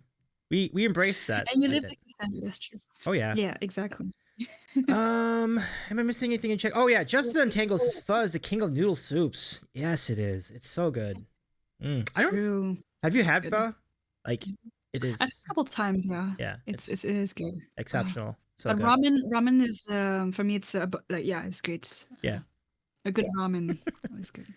Yeah. Yeah, we do love food. Alice is right. Yeah. I love that we Sorry can share to make that. you hungry, but I mean, to be fair, on my channel we talk about food a lot too, so it's I guess it's yeah. All the more reason to follow LuttiGamesMusic, folks. I love this a lot. I do tend to gravitate towards channels that enjoy these food discussions. That's yeah. Yeah. Yes, Kim is right. Food is one of the universal threads of humanity. That's true. That's so true. I love this. That's so true. Yes. All right, so it's one of the few things that tie people together, I guess, that can make people happy, tie them together. And sometimes that's like in a literal level, because like when you have dinner, you have people gathered around the table and you're hanging out, you're having conversations. Like it's quite literal in certain cases. So yeah, food food brings people together because they're not hungry, you know. They fill their stomachs and frequently when you have food, you're happier when you have food. So yeah, that's true. I'm angry at 23:53 for me. Wait, what is this? I'm angry at 23. Oh, I'm hungry. I see. You're hungry at almost 24 hours a day. Yeah, I gotcha. Oh, you're hungry at. I think he means hungry. So yeah, you're hungry at 20. It's almost midnight for you, Carlos. That's incredible. Yeah, it is almost midnight. That's true. And, holy cow. That's right. I forgot about that. Good conversations plus good food equals good time. Yes. Yeah, and wine also. And a good wine. Oh, good call. Great call on the wine. Speaking, and again, you are in the perfect place for wine. You have wine and baguette, and what a sublime place to be. You need to move to France. You're right. 1,000%. I feel like it's begging for me to come. I think you're right. You need to. Come with Free Date. I think Free Date wanted to move as well. Come with Free Dane and Taylor. We're all gonna move there. We'll own a winery, and we're gonna make bolognese every day for lunch. Exactly. Yeah. Kim says there was a movie in the maybe 90s where a woman was a chef, and whatever mood she was in, she would get into the food. It would make the whole restaurant cry, laugh, get randy. Oh. There's eat your feelings, and there's just like cook your feelings. That's basically what this is. Yeah, that's true. Pretty good. That's true. For Dane. Yeah, there you go. There you go. For Dane in France. You know, the name just speaks for itself. I love this. Sans underpants. Yep. Yep. And if you don't have pants, you've got the bag that goes with the baguette. You can use that as a substitute. Yeah. Exactly. Exactly. Justin says it takes long for me to read military time format. Yeah, I wasn't, because we were talking so much about 24-hour streams. I assumed that Carlos was referring to uptime, but that's literally just the time of day for Carlos. So I saw. Yeah, because Carlos is from France also. Oh, okay. So that's why. Because in France we always use a 24-hour clock. I think in Europe, in general, we use. And as we were saying, UK maybe, I don't know. No, I think UK's on it too. Yeah, I mean it's just a smarter format for me. It's just easier to understand. Like, there's no question about what time of day it is. Like 2300 hours is very late at night. Like that's less guessing. You know, it's great. It's great. Let me see. I have made tuna pasta. Come eat. I have a pot to last 4 days, says Alice. Wow. I like some of this. I don't think I've had tuna pasta in a minute. What do you think of it? It sounds pretty good. I would do I it. like tuna. I had tuna pasta before. Yeah, I think it's pretty good. Yeah. I mean, Alice, I don't know if you know this, but Alice is a chef, actually. She can cook. Oh, no kidding. That's amazing. Yeah. Kim says, Quebec also uses 24-hour clock, while the rest of Canada uses the other one. Isn't it so confusing, though? Like, it is. Wouldn't it be simpler if everyone uses the same? I mean, that's what I'm saying. Like, we could also use the same distance measuring system. Like, it would just make sense. And it's based on 100, which we do with everything else. Like, why do we need that to be different? But even within your country, because Justin say that the 24-hour is called military time, right? But what? Like, even in your country, you don't use the same time in the military in the normal. Well, I can understand the military time thing, because the military is deployed all over the world, so that's why there's military. That's what military time. That makes sense. Yeah, that makes. Yeah, exactly. Yeah. So, yeah. Kim says Canada is very confusing. We use both metric and imperial. This is true. I've seen That's true. I was surprised at that. Like, I'm like, That's true. you use imperial in Canada when you have metric and other stuff? Like, it is funny. Yeah. Yeah, that's true. Yeah, Justin says same weight measuring system. Like, everything would make sense because the weight and the fluid ounces and then the gram ounces, they're all based on 100 milliliters. Yeah. It's just like, yeah, just Especially in the no. US, like you use like a lot of different type of measuring system, including your parts of your body to measure things. You're like, like this is like this how many feet or like how many elbows. Though Or, like, to be fair, this. now that's not necessarily uniquely an American criticism because they Yeah. got that from England. Like the foot That's stuff. true. That's where it true. started. Because That's true. But yards. it is funny to me though.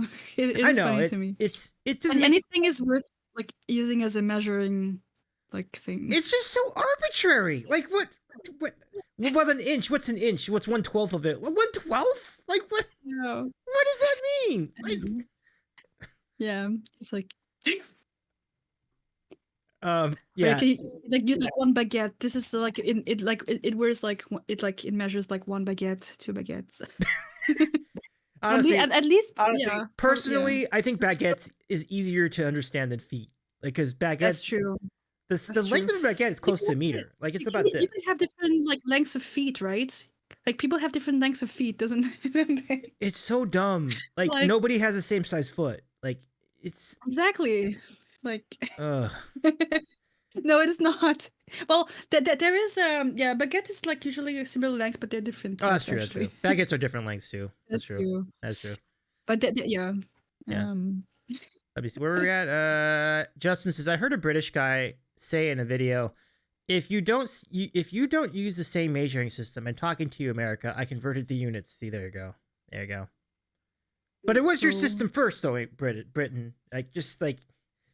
But it's true, like, Britain, like, Great Britain's like, yeah, this is dumb. Let's go switch. And like America, for some reason, didn't think that was true. Like, all right, it is what it is. I mean, they're like, no, I'm gonna stay with my. Like, we're good with this convoluted system. I don't know where Fahrenheit came from either. Like, it's like what? Like, why? Boiling temperature is 100 and freezing temperature is 0. Like, why wouldn't that be the standard everywhere? Like.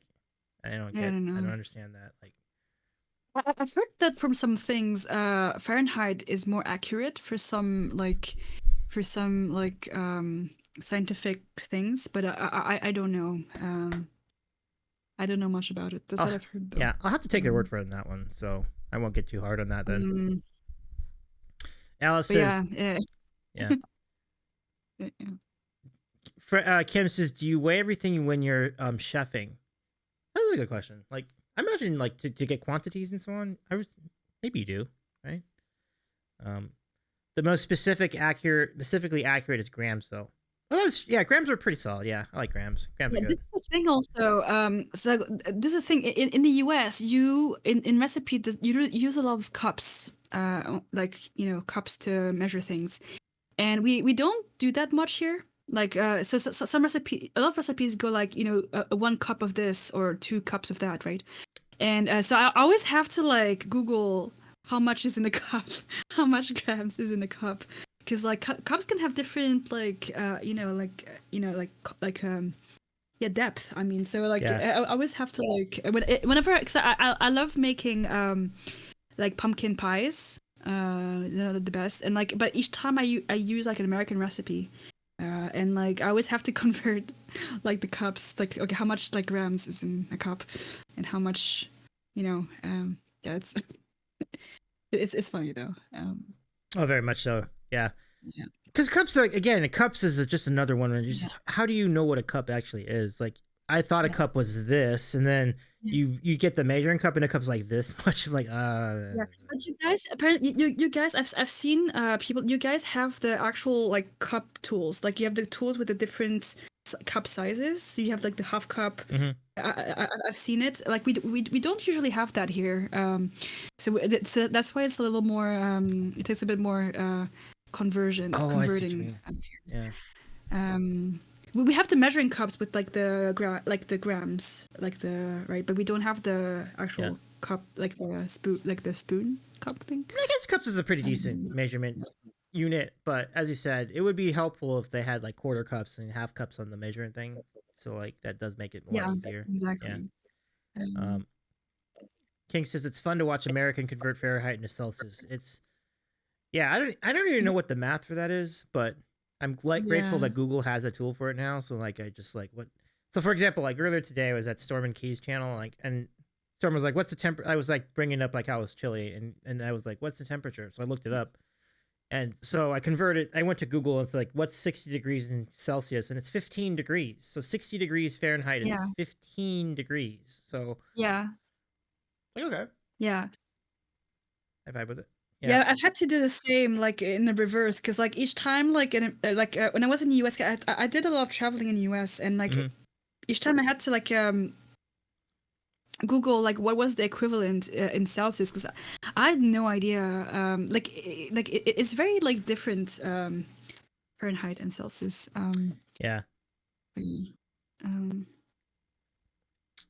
I just don't know what they're measuring against. Like where did zero what did they define as zero? Because freezing is 32 degrees. No, in Fahrenheit. I was like what is zero then? Like why? Yeah. What is it for? Yeah. Why do we have negative degrees then if freezing is somewhere else? Like I just like I don't. Yeah. I'm just again, I have no idea what that means. Like but anyway, you just understand it and you just run with it. Yeah. Is it the idea that like 70% of the temperature is ideal and 100% of the temperature is unbearable? And maybe that's what the thought process, and that's where it comes. I don't know, but that still doesn't explain zero. Like that's true. So 32 is 0. 32 Fahrenheit is 0 degrees. Yes, 32 Fahrenheit equals 0 degrees Celsius. Yeah, which is exactly the freezing point. Yeah. All right. Yeah. See, you have less math in your country. Like you just have to. It makes sense. We have to do all the math over here. Unless you go to the UK, because in the UK they use miles. In the UK they use miles per hour. Here we use kilometers per hour. Over there they use miles. I don't know why they use miles per hour over there. That's kind of unusual. That's funny. And also they drive on the left side of the car. I always thought that they did that. They drove. Wait, hold on. Let me. They drive on the left side of the road. You drive on the right side of the road in France. Yeah. I thought most of Europe was on the left though. Like, so France is a little different. The priority is on the right. Oh, I didn't know that. That's interesting. Okay. Yeah. No, most European is on the right, I think. Oh, okay. So as far as I know, like if a road is divided, let me go put up a photo of a road just so I can better demonstrate this. A road. Okay, so here's a road. I know this is silly, but like if this is a road, just to make this easier for people, it's just easy for myself really, but okay, so here's the road. So in France, you drive on this side over here, on the right side. Okay, we do too. Yes. So U.S. we drive on this side. Canada, we drive on the left side. Yeah. So in the UK, you drive on this side of the road, the left side. Yes. And and the rest of Europe is on this side. That's interesting. Okay. Which is very confusing because I got my driver's license in the UK because I studied there for a couple of years. Mm-hmm. So I had to learn on the left side, and so it took a bit of adjusting. It's that's the only thing. Gotcha. Oh yeah, and also in the UK they use pounds. Did they use this is like how many this is much pounds? Did you do that? Yeah, which stone for weight. Yeah, I don't know. Yeah. I don't know where stone for weight came from either, imaginary friend. Yeah. Let's see. So Alice says, "Oh yeah. Pounds are also a currency." Oh yeah, correct. Pounds are a currency in Britain. Yeah. Justin says, "Ooh, that picture looks amazing. Lutti should paint that road. You should paint that road. This would be pretty cool." Should paint. Yeah. Yes. This is actually one of the coolest things about being on Twitch is that a podcast like this without the visual aid would have made that explanation so much harder. That's true. That is very true. That's true. But it's also nice because there are people with a lot of different like backgrounds and like nationalities, and that's what makes it nice because you can discover new cultures, new languages, and stuff like that. I've got a raid. Oh my goodness. LJP Music. Thank you for the raid. Hello, LJP. Hello. It's just me. Keep your pants on. Pants are firmly on, belt buckled. Great to see you, Luke. Thanks for raiding us tonight. Hello. Holy smoke. Did you bring sandwich? Did you bring a sandwich? Great question. That is a great question, Luke. We hope you did. Here you go. Let's bring in.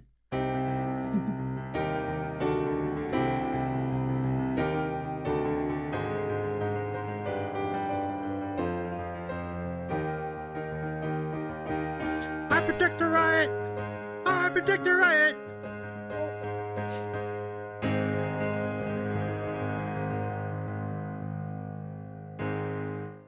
Thank you so much for the raid, Luke. Can we give a shout to our good friend, LJP Music? Luke, I hope you're doing well. Luke is quite a wizard with music, by the way. So give our friend a follow. LJC's Davey the Predictor. Yeah, let's go. Bump it up. Jerfo the Music Addict has joined in as well. Welcome, Jerfo. So good to see you. Another wizard. Jerfo. Hello. Enjoy your lurk and left over. Absolutely. Love back at you, friend. Thank you so much for joining. I'm Dave. I'm a variety streamer based in Los Angeles, California. The temperature currently is... Let me go look it up. And now I'll convert it to Celsius. Let me see. How much is it now here? It is still 60 degrees Fahrenheit, which means it is 15 degrees Celsius in Los Angeles. Oh wow, yeah. that's pretty nice weather. Yeah. It is 4 degrees Celsius here, which is... Hold on. Celsius to Fahrenheit. Probably around the 40s. If 32 is 0. I think Alice actually mentioned the temperature earlier. So it's like 42 degrees Fahrenheit. It's 39. It's 39.4 degrees is 39.2. Okay. Fahrenheit. Wow. Yes, so it is. Yeah, 39 degrees Fahrenheit right now. It's pretty chilly. Pretty chilly. Not gonna lie. Yes, it goes down in the negatives. Yeah. So, can you give shouts to LJP and Jerfo for me? And friends in chat, make sure to follow both our friends. Just why soup, as Kim says, sounds great. Soup is soup hit the spot. As well. Yeah. LJP says all well, work busy, but working on 2 EPs. Just keep saying much love back at you, buddy. And 2 EPs, yeah. LJP's always so good at like putting out awesome musics. In fact, music was collabs too, but nice to have you here, my friend. Scissorman says, howdy, Davey. Luke left me behind. No worries. Welcome, Scissorman. Thank you for joining us as well. At least you found the channel. Yes. Thank you for finding the channel. Yes, you made it. You know what? Let's go open up the queue again. I think we have a new batch of people in our chat. Let's go reopen the queue. Yeah. Take some questions from everybody. Anybody who's coming in from Luke's raid or anyone else. You can use ! question followed by the question itself. Ask a question of Lutti about anything. We've been talking a lot about food, as you would expect, on a channel called The Sandwich Show. But it's been a lovely conversation. I've really had a great time chatting all the things. Yeah. Thanks for having me here. Oh, you're so welcome, Lutti. Thank you so much. I always appreciate a good time with good people, and you are certainly part of that. Thank you. All right. So yeah, get a question in the chat, everybody. ! Question. Luke is always sus. That's funny. Kim says, ooh, I had raclette for the first and maybe only... the best ever. Have you had that before, Davey? I don't know. Do you know what it is? I don't know what it is, but maybe I have. Davey, do you like cheese? I love cheese. Do you like cheese? Yes, I do. Do you like charcuterie? Yes. Do you like potatoes? Yes. Yes. Okay, so basically raclette is kind of like melted cheese. So raclette is a type of cheese, right? But so that's a type of cheese, you melt it, and you eat it with like, so you cook the potatoes, like you boil the potatoes, you put the charcuterie on top, and you like basically you cook you melt the cheese on top, and you eat all of it together. It's one of the best things ever you would have ever put in your mouth. Ooh. I mean, all the individual ingredients sound fantastic. I feel I would totally be down It's for so that. good. It's one of my favorite dishes. So this is one of my favorite foods. and it's like it just makes your soul feel good. It's a great soul food, and for the winter it's great because like it's like warm, it's just nice.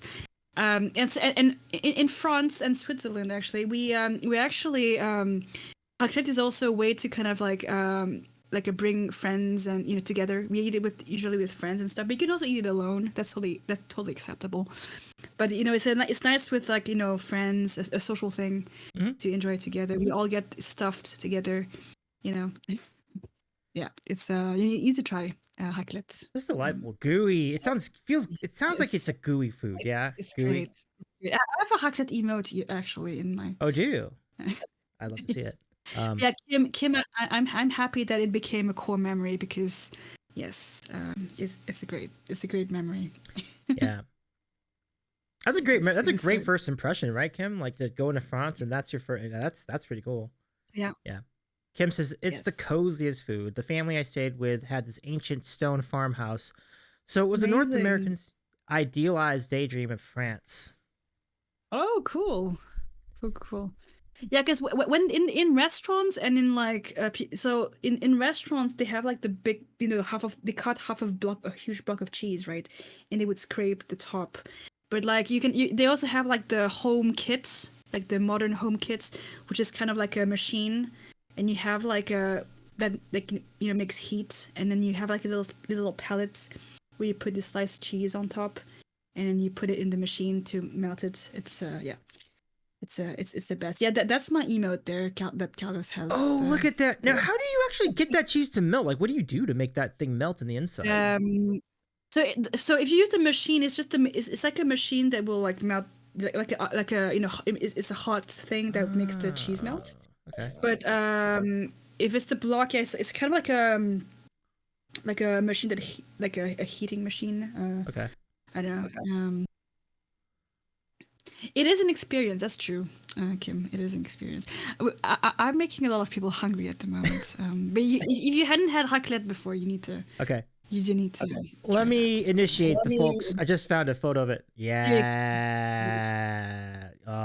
So this is probably the other part, but so we have it with potatoes usually and charcuterie as well. Yeah. And the gherkins, you call it gherkins, right? That's for like to kind of like cleanse the palate a little bit, and yeah. I would call them baby pickles myself, but they are indeed baby gherkins. Pickles. Yeah. Okay. No, I think there actually are called gherkins. It's just that when I was okay, they do look good. Yeah, they do go great. For the record, they do go great with cheese. Yeah.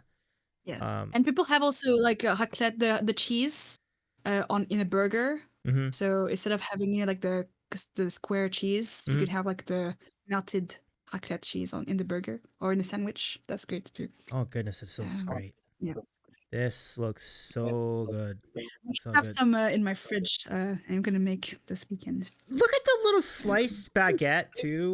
Or is that? You need to find a picture of the potatoes, actually, though. I did see one. Let me go back and see if I can find it again. Like I wanted to find a larger one because like I did see one with the potatoes, and they're like those round potatoes, like those roasted potatoes. I think this one would do pretty good. Yeah. Yeah, but you can eat it with any any type. The common type of potatoes is the boiled potatoes. I see. Like just oh there you you go. There you go. They made it fancy with the potatoes, but you can just make it boiled. You can just boil it and. Y'all, just look at imagine you're like dipping the potatoes and the prosciutto in that cheese. There you go. So what you would do is that you would put the potato, right? Mm-hmm. Potato first, and you cut like a bit of that charcuterie, put it on the potato. Then you would melt some cheese on the whole thing, and you eat it all together. Ooh. That's usually how you would do. Yeah. I mean, you put enough cheese in there, it's like a soup. It's kind of a soup. But... Yeah, you could. Yeah, it's really good. Yeah. And the cheese also can have different type of like. So it can be like standard, but you can also have different type of cheese with like different flavors, like truffle cheese or like sometimes you have pepper flavored, or you can also have like smoked. Yeah, it's great. That's sweet. It says here, I love the let's see. I think I saw a comment. Okay, Carlos says, if you want to know how to translate Fahrenheit to Celsius, you take the Fahrenheit number, subtract 32 to this number, and then take 5/9 of the number to get Celsius number. Easy, no? Oh, this is complicated for my brain, Carlos. It's so simple.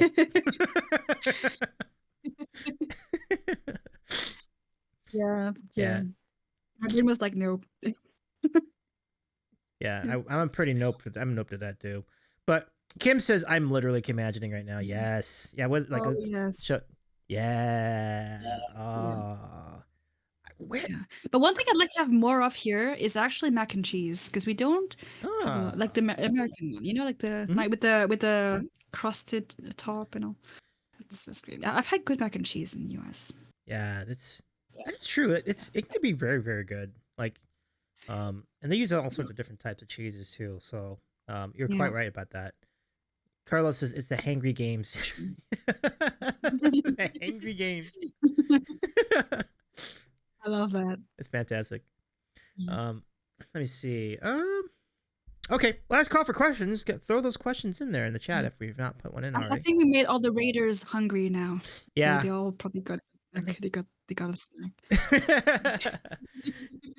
That's understandable. It's understandable. Like I feel like if you're compelled to eat at this moment, I say follow that passion, and we'll have plenty of time for questions the next time. Have some of the sandwich.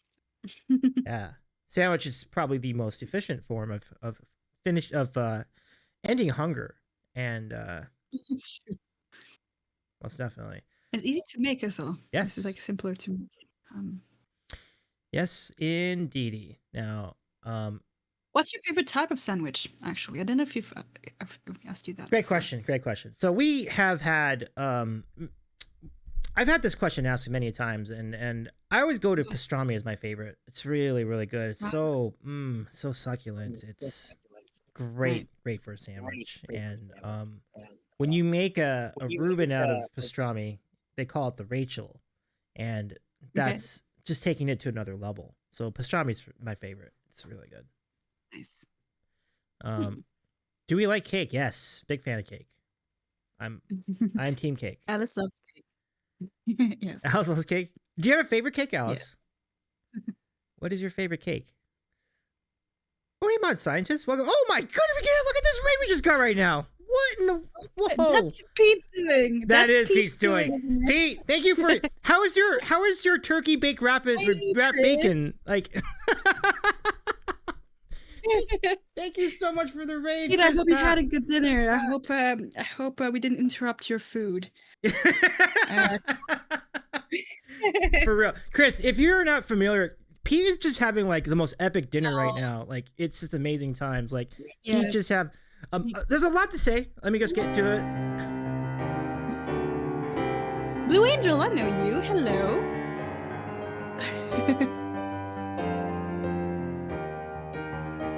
Are you sure it's Pete? I'm pretty sure. I protect the riot. I protect the riot. There we go. I'm still so caught up in images and raclette and yeah, chowder, we're talking about food, ladies. And all we're talking about baguettes and prosciutto and mac and cheese. We're talking about mac and cheese. Pastrami sandwiches. Amazing. Oh my gosh, welcome. Pete says it was good. It was turkey wrapped in bacon. Oh, Pete, that sounds so good. Let's welcome our good friends, Chris Pat, who is celebrating 4 years as partner. Do I have that right? Really? But they're celebrating an anniversary. Chris, thank you so much for the raid. Welcome in. Congratulations. I know Chris. Chris has raided me a couple times before as well. She's amazing. Oh, Blue Angels. I'd love to see DM Blue Angels. Our pal Blue Angels is here. Hello, Chris. Welcome in. Boy, we are so glad to have you here. And congratulations on your milestone, Chris. Like, we know how incredibly talented you are, not just with the singing, but with the dancing as well. Exactly. If you want another dancer, Chris is a great dancer. Great dancer. Like, awesome choreography. Like, it's amazing stuff. Look, thank you so much for stopping by. Hello to you as well. Let's also say hello to Arnold Art and Almost Medito. And, of course, our good friend Pete, who's we suspect guided the raid, and Pete, we thank you for that. Like, we're really glad to have you here. Yes. And Chris, we're honored to have your presence as well. Chris is a really good part of the Twitch community as well. I've seen Chris on a lot of different channels, like supporting other people, and it's really great to see you here too. But let's not forget that Chris is an amazing streamer, really, really awesome vibes, and celebrating the holidays as a lot of people are at this time of year.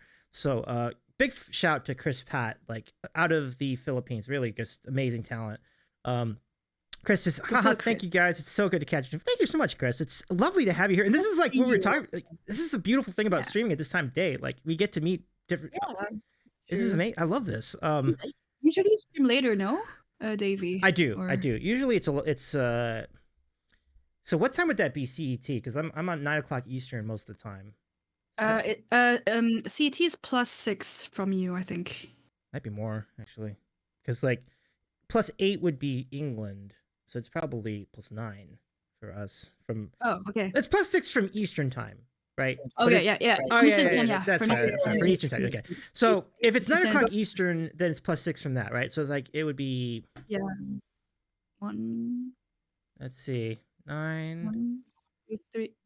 So 300 hours, right? 2,300? No, not wrong. Like it's 2,100 hours, right? So.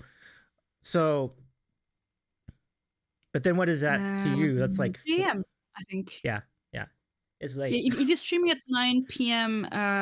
EST, it's like 3 a.m. CET. Yeah, I think. Yeah.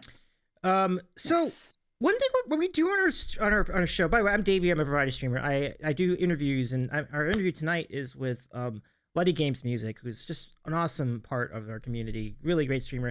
He does music, does games, does it all.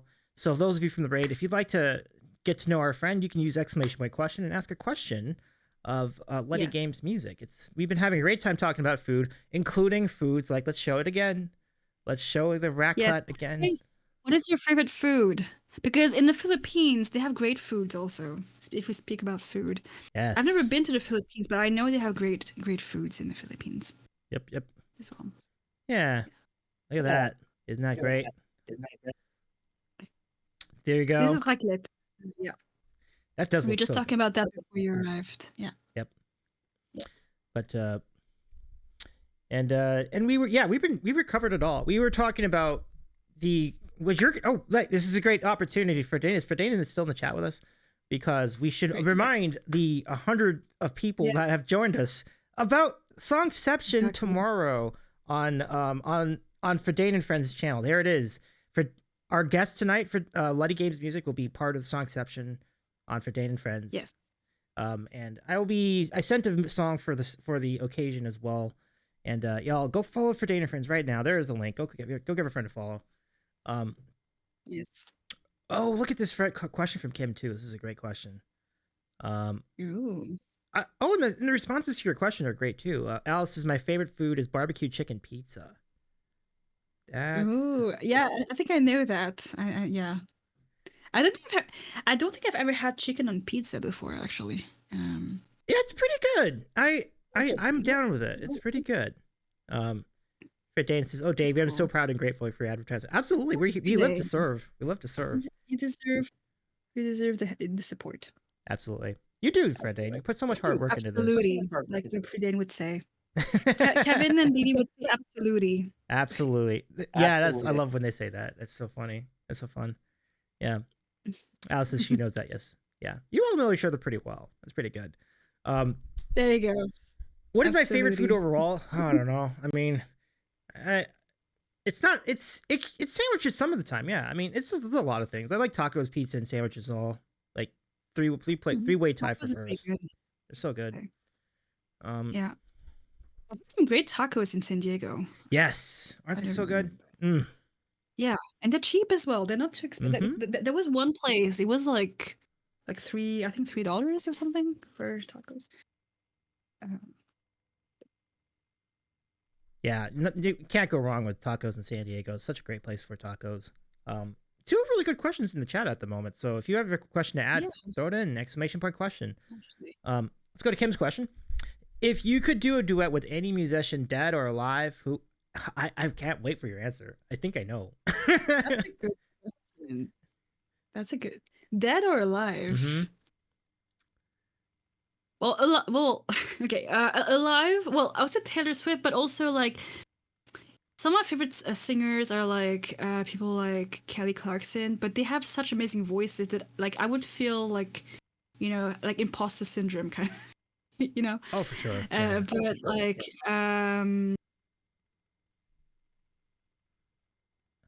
I mean Taylor, but like also like I mean when you say musician, as in like celebrity or anyone, because I mean technically Steggy is also like Steggy is also a musician.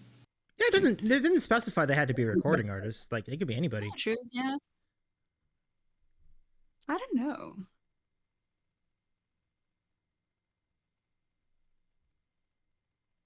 Anyone feel you're creative? I love that, Kim. Hmm.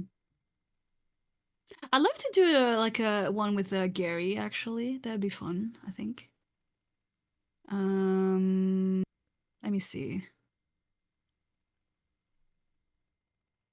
I don't know. Um, and I guess if they were like, I mean, celebrities, I would say probably yeah, Taylor or like or Pink. Pink has a great voice. Pink would be a great person to duet with. She's so down to earth, and like she has a great voice. So if we say celebrity wise, I would say probably Pink or Kelly or Taylor Swift, I guess. Yeah, I mean, And exceptional choices here. yeah, Yeah. but like then, like for Kelly, I would probably have a bit of like, I would have a bit of that imposter syndrome of like, oh, she would probably outsing, outsing me or something. But look, let me just yeah, say something there. Kelly Clarkson is so good; she would outsing pretty much everybody. can Like, sing anything. Yeah, yeah, but like but like I don't know if I don't know if you've seen. She did an interview because she also has a talk show, she does. Yeah. and she did an interview with Pink, and guys, Pink and Kelly Clarkson have like their voices just blend so beautifully together.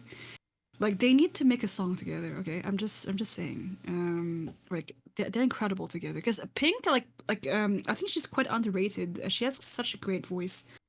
Yeah. Um, I'm looking for a clip of that. Yeah, they did. So Pink sang a couple of her songs, like I think she sang a couple like Trustful and What About Us and all, and like Kelly kind of like she kind of harmonized and like sang along. You can find them on YouTube, I think, Kim. Oh, nice. What did they actually sing in the show? Like, I wasn't sure myself. Like, yeah, they did a section of that. Yeah, yeah. wow. It's fantastic. And actually, I can't remember if it was for one of the Grammys or something, like one of the, like the music awards show or something. But they did do one on stage. They did do a collab on stage. And I can tell you that it's one of the best duets ever because like they are both powerhouses Yeah. and they have both amazing voices and Yes. together it's just so good. Oh, I love that so much. Chris Pat, thank you so much for the 100 bits. I really appreciate you. Nice to see you. It's so nice to see you. Yeah, Davey and Letty, I can't stay long, but I'm really glad we could raid you. Bye for now. Absolutely, Chris. We send that back to you. Thank you so much for your raid. You're so kind. It's so kind to Thanks do for that. raiding Davey. It's really nice of you to think of us Thank here. you for bringing all the people over. Absolutely. It's so great to meet all these new people Also, as well. if you're from the raid and you're not following Davey is eating a sandwich, you should click on that follow button right now because Davey is fantastic. Yeah. By the way. And yeah. Pete says, bye, Chris. Thank you so much for rating Davey. Oh, Pete. And thank you too, Pete, for just being for thinking of us too. Like, and it's just nice to see you in the chat. Like, this is such an unexpected pleasure to have you all here. But yeah, big time. And yes, yeah, but yeah, that's probably the best answer I could think of. Honestly, like that'd be so much fun. Thank just to you. spend a night I'd with. say like Gary. Gary, I would love to like do it something with Gary probably. As in like Gary would be cool. Maybe. Yeah, we'll see. Yeah, cool. I love it. Yeah, I mean, that's just really just any of those would be a great time, I think. Yeah. Yeah. Yep. So thank you very much, Kim's imaginary friend. I appreciate your question. Okay, I think we can do one more, and then we'll go ahead and then we'll make the move and raid a good friend of ours. And you can see, if you see your following tab, I'm sure you can see it on your following tab too. There are some pretty solid choices, and I'll help you. There are a lot of people streaming today. Oh yeah, it's a good day. Good day for Twitch. All right, here we go. Burned cables with, at the moment, the last question of the evening. Here it is. All Have right. you ever tried Indonesian food? It's really diverse and delicious. Indonesian food is so good. So I don't know if you know this, but I'm half from Singapore. I'm half French, half Singapore. Oh, wow. And when I was a kid, I used to grow up in Singapore, and they had Indonesian food is the best. It's so good. Yeah. So I did eat a lot of Indonesian food. So yeah, if you haven't tried, actually, which was surprising to me, in the Netherlands, there's a lot of Indonesian restaurants actually, because I think there's something to do with when Netherlands. I think the Dutch probably like colonized or something Indonesia. I think at some point, right? I'm not accurate, but there's a lot of Indonesian food there, which is surprising.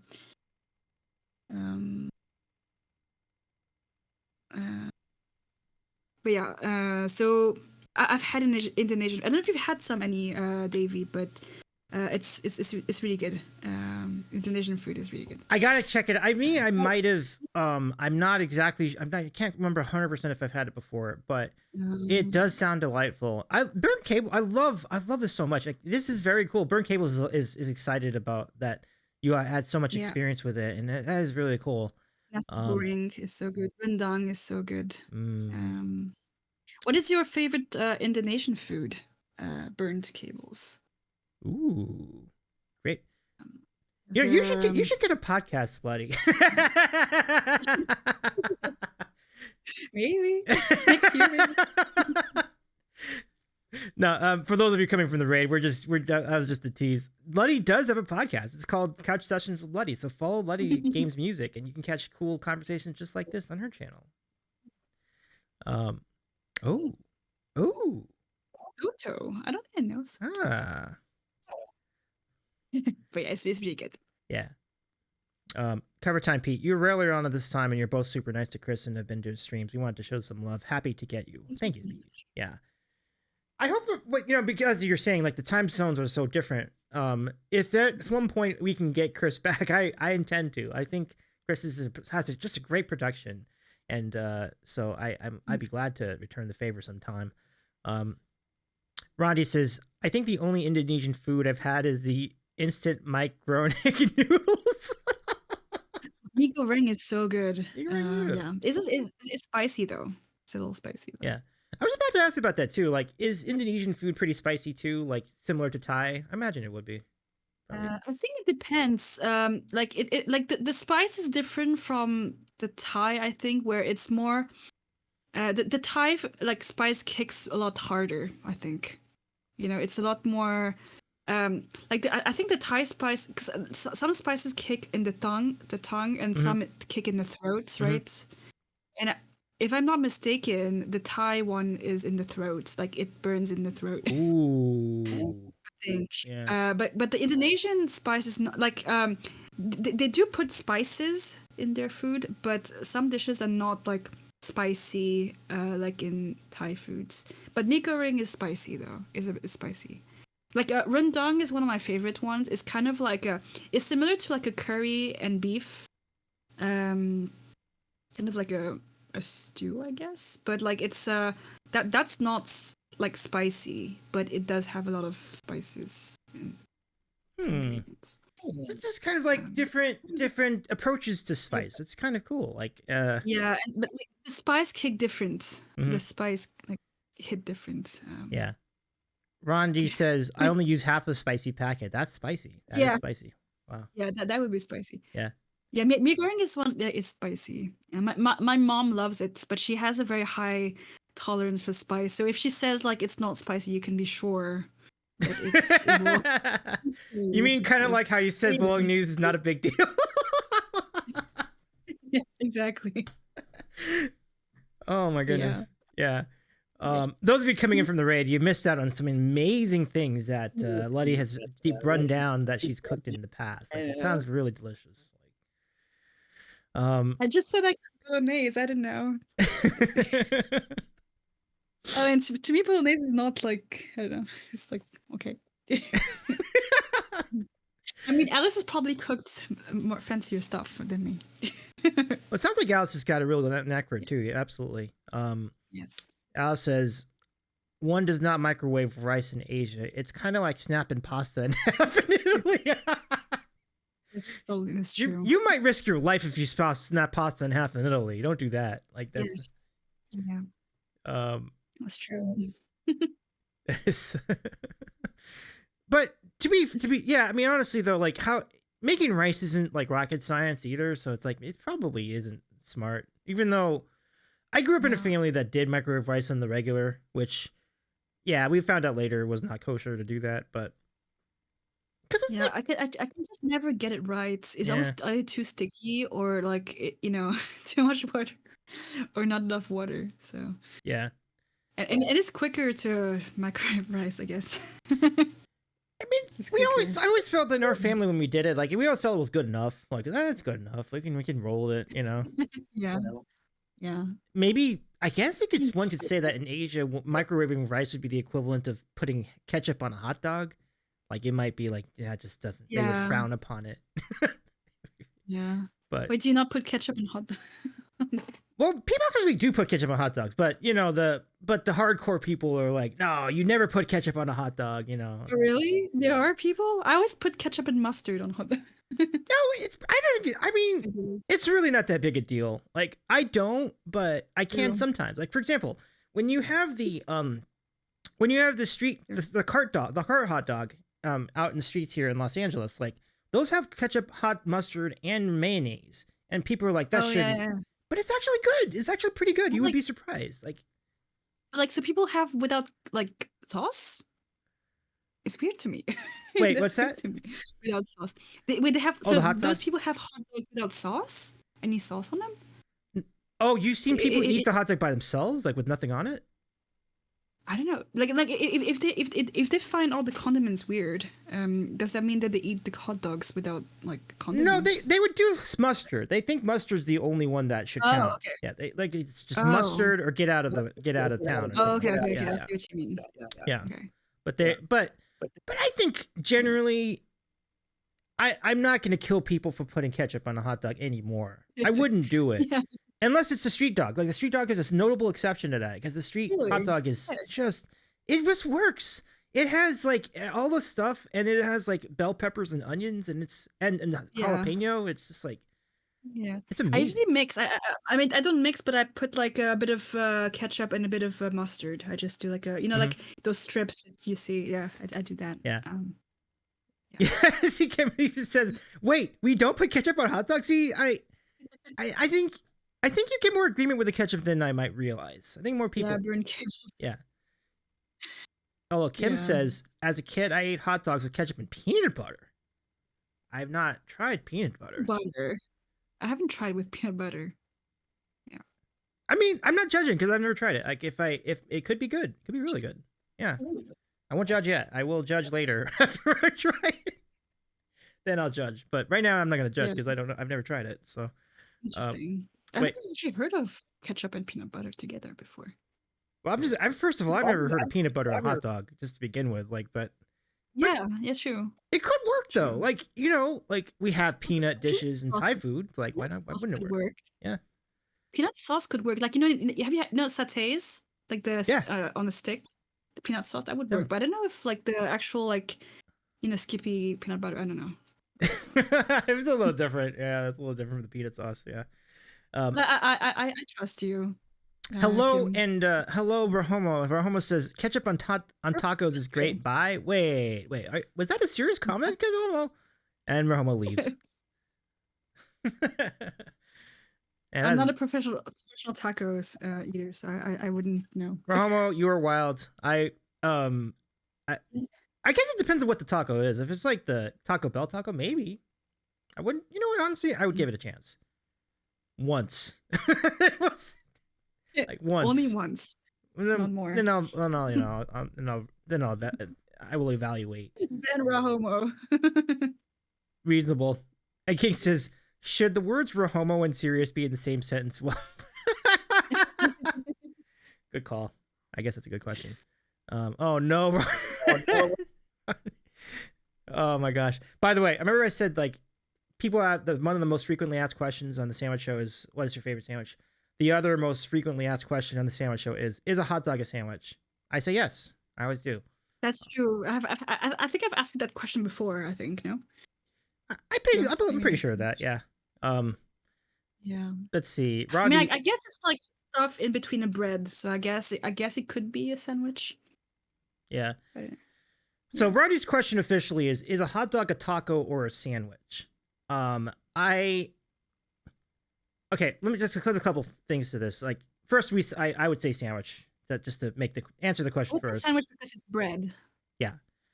Oh, yeah. I do not subscribe to the idea that a hot dog is a taco, though, and I think our mutual friend Ron, would you corroborate this? I believe our mutual friend Carmela said that a hot dog is a taco, and I'm like, no, it's not a taco because you have to wrap a taco.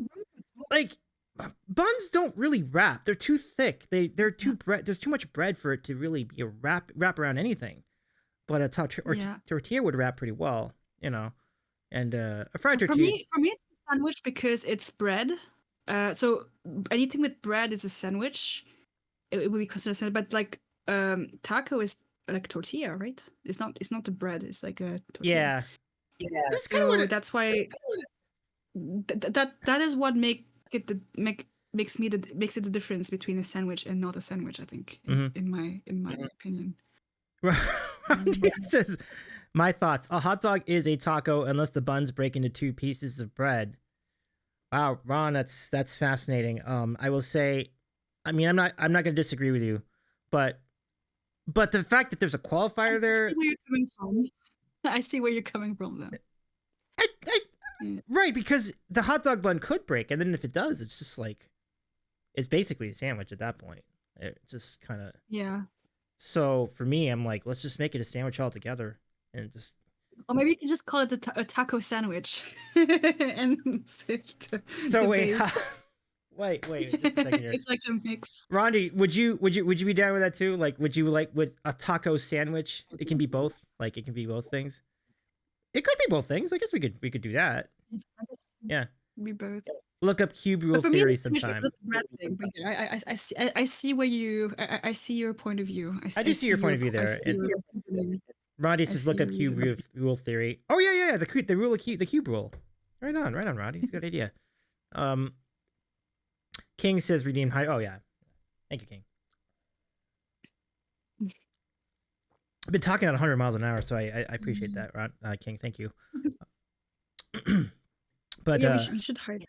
Yeah, I do love this. I bet even for as many times as I've been asked this question and guests have been asked that question, I love the question because it is always such a good topic, and you will always have an opinion from somebody about it. Like no one's ever gonna go ask that question and be like, "Yeah, I don't have a strong opinion about it." No, usually there's an opinion about it. I have a question for you, Rondi. Then, is a burrito a sandwich? Oh. Would it be a sandwich, or would it be like a taco or something? You know. For me, it's neither. But yeah, like a wrap. That's a good follow-up question. Let's see what Rondi has to say. Carlos is another food. If I don't dream of food. Sorry, Carlos. Carlos is gonna be nothing but food in his thoughts for the next 18 hours. I really do. Yeah, this is. We'll see if Rondi has a take on that. Yeah. It's a fun idea though. Okay, I think that's it for questions. We Yeah. are done. We are done for the evening. We are done for the evening. Thank you for the questions. Yeah. There were some fun questions also. I do love these questions. Thank you so much. And thank you Yeah. too. Lutti, you have been so much fun to chat with tonight. I thank you so much It was for so much fun. Thank you for having me absolutely. as well. And you know, speaking of tacos, I had a chance. There was during an earlier TwitchCon, I did have tacos with Rondi at one point during that trip. It was a fun time, good times. Oh yeah, True story. Oh yeah, you were you in San Diego as well? Was Rondi in San Diego as well? Yeah, I went to the I went to the one this year for a little bit, and the one in 2022, I was also in San Diego for that. Yeah. All right. Yeah, it's a good time. Met so many people between all that one and the one in Las Vegas. Like there's hundreds of people. You meet so many people. It's exciting. Did you go to the block party in San Diego this year? No, I did not make it to the block party, unfortunately. Yeah. It was actually so much fun. I didn't expect it to be that cool. They blocked off like four streets, entire streets. Wow. And they had like so you know like they had like the restaurants right alongside. Each restaurant had their own little food booth in the venue, and it was free. So you could get like samples from each different cuisines. It was so nice. And there was a huge karaoke stage in the middle, and people could like with a live band and all. It was really nice. It was a. I can imagine cool. that I did read about the karaoke stage, which I think is a great decision. Yeah. But because there's so many people there, I must imagine it must have been impossible to get on the sign up list. Like that must have been. Yeah, no, it was filled pretty much. Yeah, but yeah, Minave, you know Minave, right? Minave. I think I mean, I certainly have been to a stream. I don't remember. Minave's on right now. It's funny, like, but yeah. Minave's really good at karaoke. Yeah. Was Minave on the stage like for that? Yeah, she sang. Yeah, she was one of the first people I saw singing. She was incredible. Yeah. She was like it was like she was so like comfortable. Like she was like this is nothing. Like yeah, she was dancing. Yeah. I believe it. Yeah. Every time I see Minave's channel, like it's been fire every time I go. So like Rondi says live band karaoke is so fun. Yes. Yeah, it is fun. So cool. I agree, Rondi. It's really fun. I want to kind of like try it really soon. I'm just trying to think of like where's a good venue in LA. I did see like one spot in LA that I went to one time. It was pretty good. I met some friends there. We had a good time. But like that would be like a vibe tonight. Like just do live band karaoke somewhere. Like you think that'd be cool. Yeah. What's that like in France? Like, do you have live band karaoke too, or is it not as much? I mean, karaoke also just karaoke. I don't know a lot of karaoke places. Like I live in the Paris region, and I don't know a lot of karaoke places. So I don't think it's as popular as like in the US. But I love karaoke, so it's a bit of a shame. Yeah, definitely. I mean, yeah, probably, but like it's not as popular. Gotcha. Like I don't hear people go to karaoke as often as as much. Right on. Well, I do hope it picks up though, because like you said, you were talking about Twitch Sings at the beginning of the stream, which I really missed out on that. I wish I was around for that. It was so fun. I miss it a lot. Yeah. Yeah. But it's true what you said. It brought a lot of people together. It's rather amazing to see how much community it brought. And if they had the money to do that, they should. Like it's really cool. Yeah, for sure. But yay to music. Yay to what a great way to what's a great line to close on. Yay to music. Yay to music. And speaking of music, we have a reminder. We are all back here tomorrow for Songception on Fadane and Friends channel. Don't miss. All day long, starting at 2 p.m. Eastern. And if you're looking for the link to that, just go to Fadane and Friends' channel. And yep, right on cue. Thank you, gang. Phenomenal. Thank you. Phenomenal. There it is. You'll find Lutti as part of this awesome event tomorrow for the holidays. and many other great friends as well, hosted by not only Verdane, but also Taylor and John Oakwood. That should be a really fun time. Really fun. Check it out. All right. So, first of all, mod love in the chat for King. King's been doing quite the work today. Thank you, King, for hanging out with us and helping us out here on stream. I want to thank our good friend LuttiGamesMusic. Thank you so much for having me. Absolutely. And for it was fun. It was. This is a terrific time. So if you missed any part of it, we're gonna have a VOD of this stream here on Twitch, and we also will put that on YouTube for perpetuity. So you'll find it on the YouTube channel tomorrow. So if you are YouTube fans, you can find a copy of this program over there. I want to thank all the people who rated in. LJP Music, so nice to have you with the raid, and then Chris Pat, an incredible talent and an incredible community, have all rated in. Much love to the Blue Angels over at Chris Pat's channel as well, and our friend Cover Time Pete, who has been so. It's just been great to see you tonight, Pete, and all the things you've done to support the stream tonight. It means a lot. Yeah. Yay for music is a quote. Yes. Yay for music quote. Yes, I have a quote on David's channel. Thank you, King. Alice says thank you for the stream. It was fun. Thank you too, Alice, and thank you also, Rondi, for hanging out with us tonight, and also Carlos, who's really great to chat with you. C-Dub too. Yeah. Great to see C-Dub popping in. Rahomo was here for a little bit.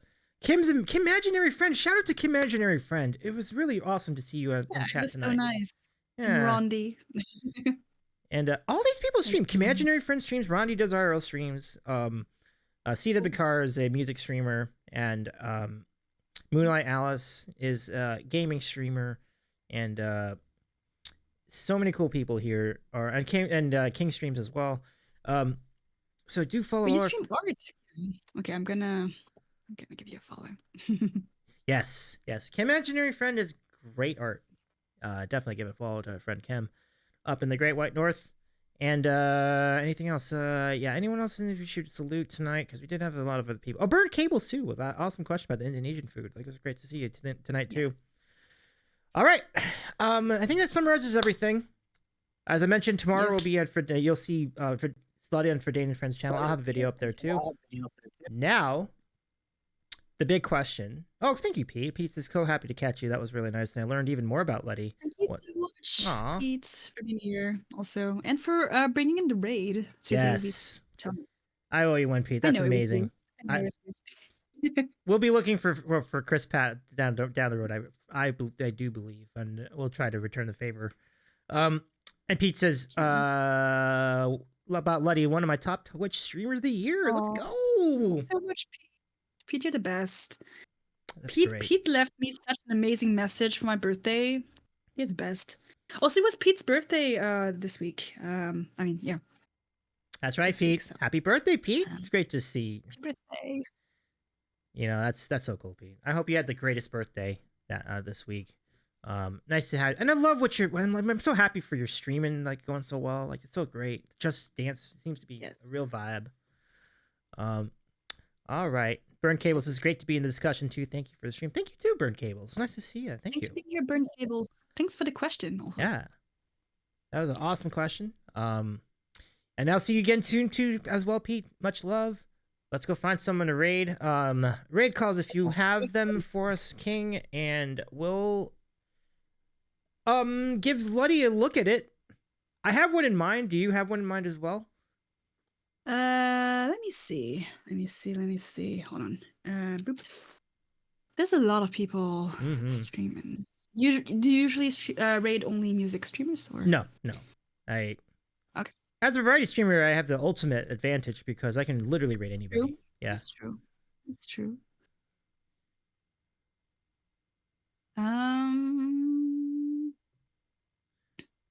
I don't have anyone specific. On my side, I have Frankie Simon, who's live, opera and music as well. Okay. Your pick. Did you know that we have some mutual friends on right now as we speak? Really? Yes, and one in particular had hosted an event that you were on, that you happened to be on earlier this year, and I believe they're still on. Let me go double check that. Is that Maker? It is. He's streaming. That's true. He could go there. He's streaming with I Am Odyssey and Reese. Oh, nice. And they're playing Lockdown Protocol. I'm not familiar with that game, but all the more reason to go. We can familiarize ourselves with it. Let's do it. So we're gonna go raid Maker Plays and blow the heck up his chat. It's gonna be great. Let's just have some lunch with Mark. Let's go have some lunch with Mark, everybody. Copy the raid Sandwiches calls. with Mark. Sandwiches with Mark and let's go. So thank you again, everybody. Be well and have a good rest of your day. Again, we'll be on Verdane's channel tomorrow. He's holding a lobster? What? He's holding a lobster? I think he is holding a lobster, or at least the character is holding. I'm not sure, but we'll double check. We'll see. But also oh yeah. We'll be back on the Sandwich Show on Tuesday with Just streaming, who incidentally is also on Song Set from tomorrow. So yeah, she said tomorrow. Yeah. So check our upcoming schedule for more. Discord has the latest. If you want to see the show schedule, who's scheduled as far as guests are concerned, and you can also find me on all the other platforms. Lutti, I mean, I know you are on Twitch. What other platforms would you be on? I'm on YouTube, Instagram, TikTok mostly. Yeah. Love it. Yeah. So keep up to date with both of us, and thanks again. Let's go over to Mark yeah. Cheers, everyone.